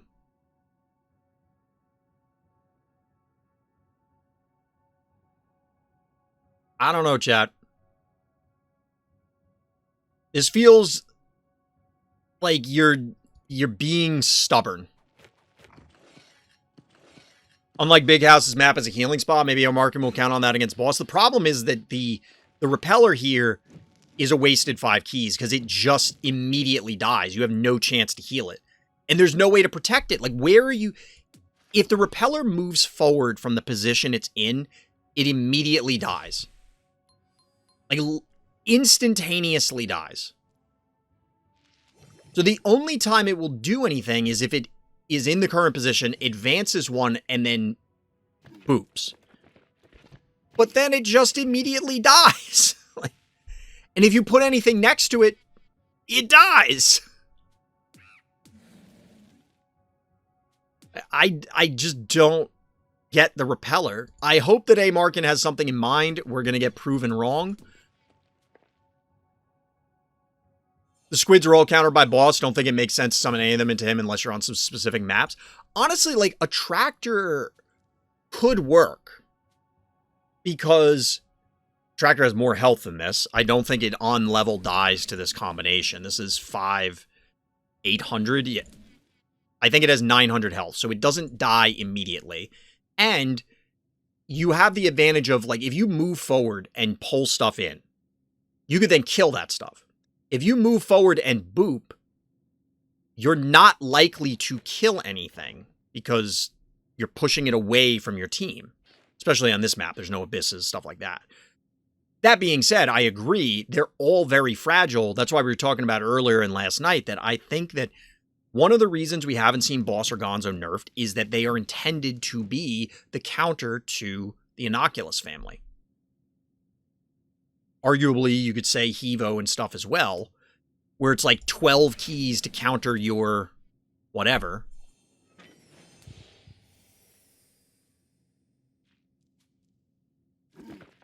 Oh yeah, for sure. You don't need a lot of extra health or a lot of extra damage to then finish off the now exceptionally damaged Innocuous or Attractor, but at least they don't die immediately. It does require your opponent to have something else. Repeller, conversely, immediately eats it.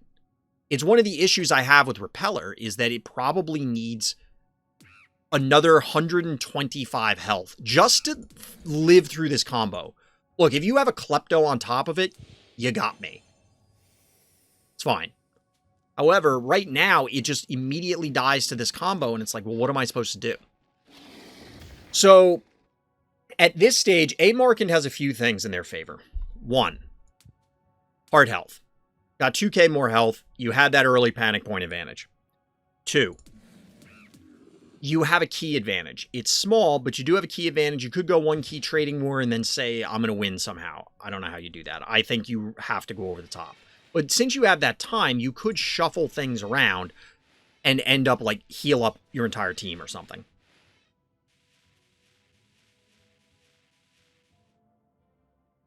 But I'm not really clear what the end state is here. You can't go, like, Smiley. At least I don't think you can. I don't think you can go Smiley.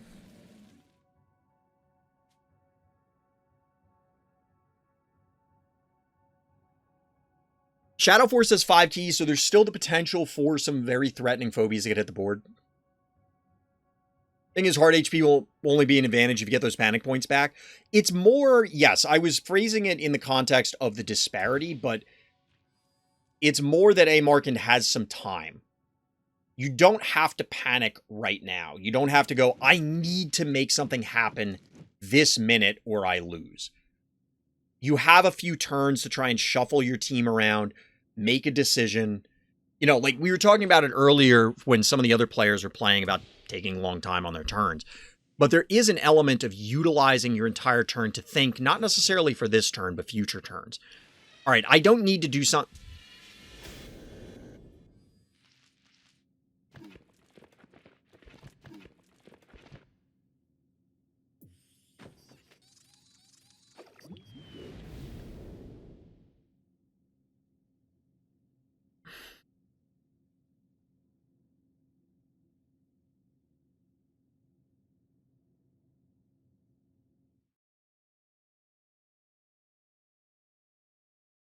I mean,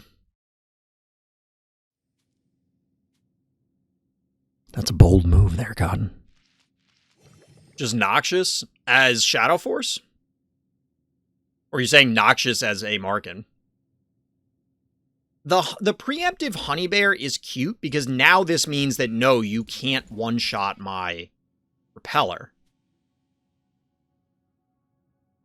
But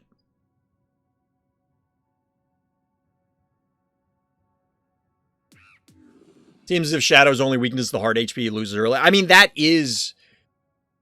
I think that is the intended weakness of banking-based strategies. Because even early on in the game, people went, well, what if you go Stabby and then just bank to Hevo 3.0 on a small map? What's your opponent going to do? They lose, is generally what happened. And then, since then, people have realized Boss and other Phobies, but like, the bank into big, dominating queen Phobies, as I usually put it, has been a thing for a very long time. Okay, that's great. What's the answer? Well, one of them is pressure early. And yeah, I agree with DT. The game plan is only have Repeller in range like this when you are willing to expose it. AKA Honey Bear Puke is available. The problem here is now we're looking at there's pressure on A. Markin. You kind of need to do something and reclaim this point. You're maxed out on Phobies, so something relevant is going to need to go in to cap it. You can't just send in a 1 key to die. Whereas Shadow Force now has a 2 key advantage, has an open slot on their team, could just plop out a 1 key, reclaim this panic point, and then all of a sudden they're in a great position. The other alternative is A. Markin leaves Honey Bear where it is, and then pukes on these 2 points and turns them off and says, come to me. Come at me, bro.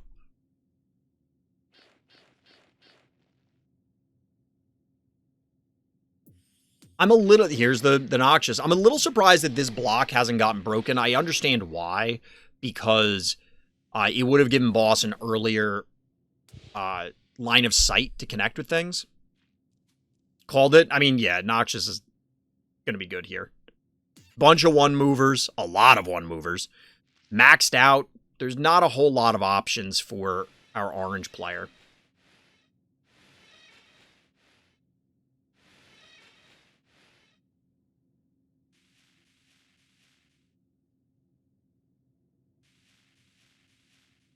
Noxious also lets you threaten the Repeller again. To a degree, yes. It's also not going to be a one-shot, because it's only 600, but it is big AoE. Big boy damage, if you will. The Gonzo is a problem. If you all in, it does kill it. I mean, you won't get it that turn, but yes, because you can't connect with the fire, but I understand what you're saying.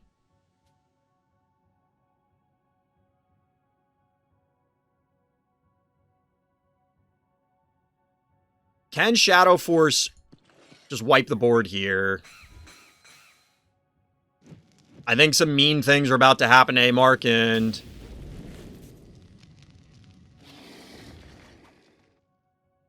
Yep.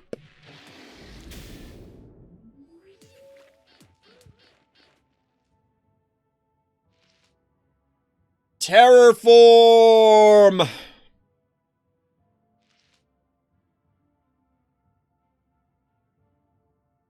Terraform. This is scary. This is possibly ball game. Getting the break here, does that help in a material capacity? Really?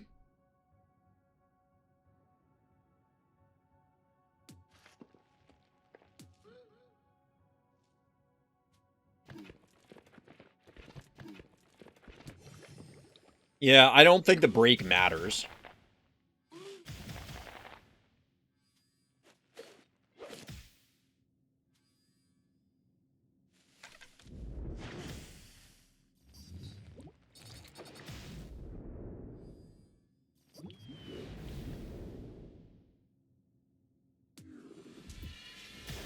Boop. Alright, so that pushes the boss back. Does pick off one of them, but, like...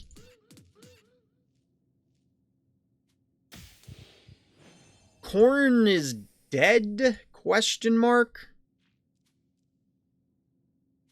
Some very damaged teammates for A-Markin. If Shadow Force can get 2 kills this turn, which I don't know that they can... without risking something, yeah, it's just gonna... You have the panic point advantage. Now time is on Shadow Force's side, because you want to get your cooldowns back. Your opponent has to spend a bunch of time healing, which they didn't want to do. I mean, you could muffin this, I guess, or Honey Bear for that matter, and then send, like, inch the other one over to the spa. But eventually, Noxious, Boss, and Gonzo come back up, and then the game is over, right? Like, A-Markin is on a clock here, and you have a window of maybe 1 turn. Yeah, you're right. They're still maxed out. They're still maxed out. For some reason, I thought something died, and I don't know why.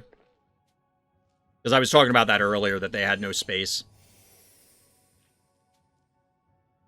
I mean, a Clinico would be fine, too, but again, you have no room. There's no place to do it. So, like, this should go in and cap this point, probably.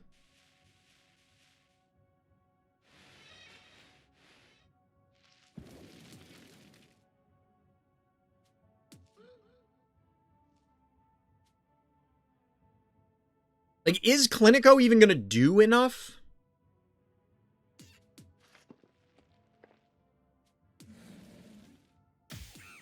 You need to somehow chip Shadow Force's team into range so that you can then kill something, but I just don't know that there's enough to do that. Now Shadow Force also has another button advantage because they have a Trapper and you don't. I feel like maxing out on Phobies is one of the most common mistakes that high-ranking players make. It's probably the most common mistake most players make. At the lower ranks, it matters less. Like, the impact is lower simply because you're trading... Like, people just want to get in the middle and slam Phobies into each other at lower ranks. At higher ranks, players are way better at capitalizing on opposing mistakes and minimizing their own. So it's very easy to go, oops, I maxed out. Because it's like, oh yeah, I saved this guy at 2 health. That guy will be useful later. Oh, wait, I needed him to die 2 turns ago. So this turn I could, like, the timing is the issue. So Shadow Force will have to send something relevant in. But you could, like, boss, like Gonzo boss, cap with boss.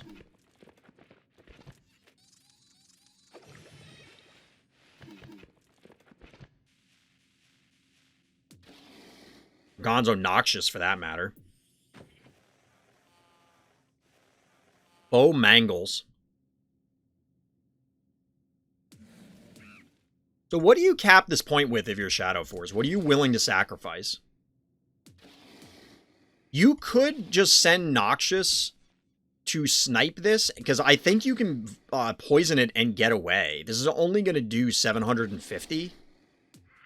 This won't be able to hit it. This won't be able to hit it. This won't be able to hit it. Another one mover, just what we needed. Exactly. You don't want to rush these things. You never read the story of the tortoise and the hare? Come on, DT. It's classic. This is what I thought would happen. This is just a dead stabby. These could have been swapped, and this would have been safe.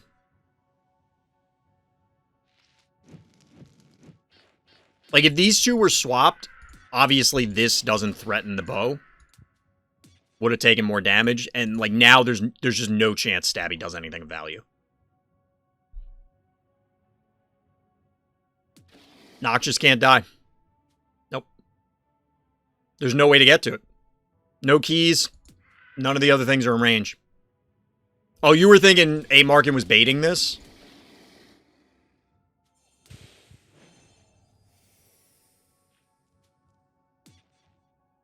This is, I think, the general stress of everything getting to the players, where it's like, okay, there's just, like, a lot of things to track.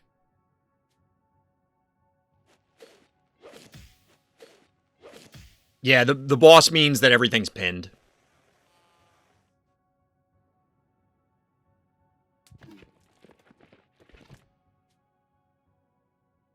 The repeller certainly can't move.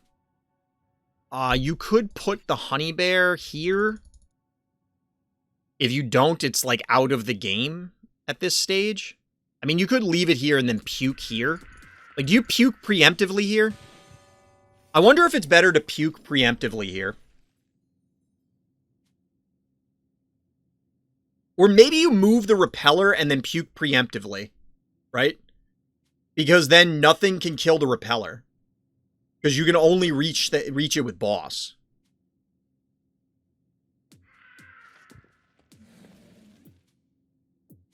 I wish we could leave the health bars up, I'm telling you, chat.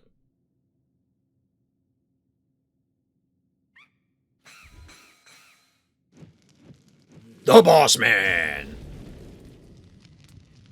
By the way, it also damages the heart. I really thought that... Ooh, this is bad for A. Markin. There's just... I don't think there's enough damage. Oh, you can kill this. You can't kill this. I don't think you can kill this. Yeah, there's not enough damage.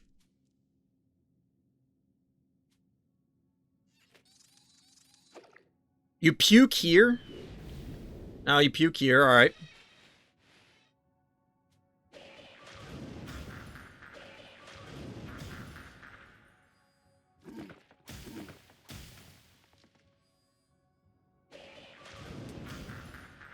You only have 1,700 health. You have to kill the Noxious. You don't have a choice.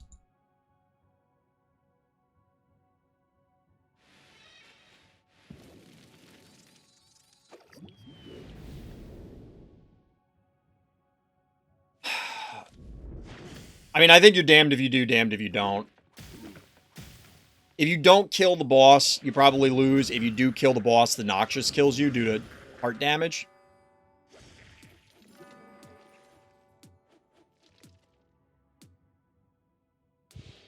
Because this does, like, 800. GG.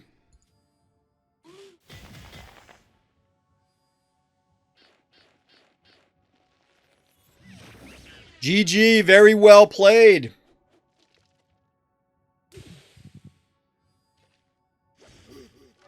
We have our champion, chat.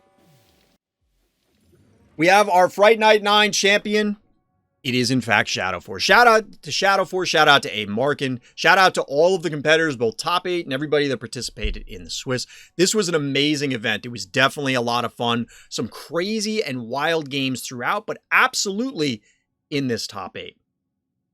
But once again, congratulations to Shadow Force. An incredible event. If you're interested in playing in Fright Night yourself, hit up the Random Thoughts Discord. That's where the news is going to go out first. Of course, the announcements will make it over to the official Phobies Discord as well, because the devs, both by supporting me as part of the content affiliate program, they're also supporting the events with coffee prizes. So once again, thank you to everybody, the players, spectators, everybody. We have our first 3-time champ. Shadow Force, congratulations, GG. But that's going to do it for this event, everybody. So we're going to close up shop. As always, everyone, thank you for listening. Thank you for watching. And Black Lives Matter.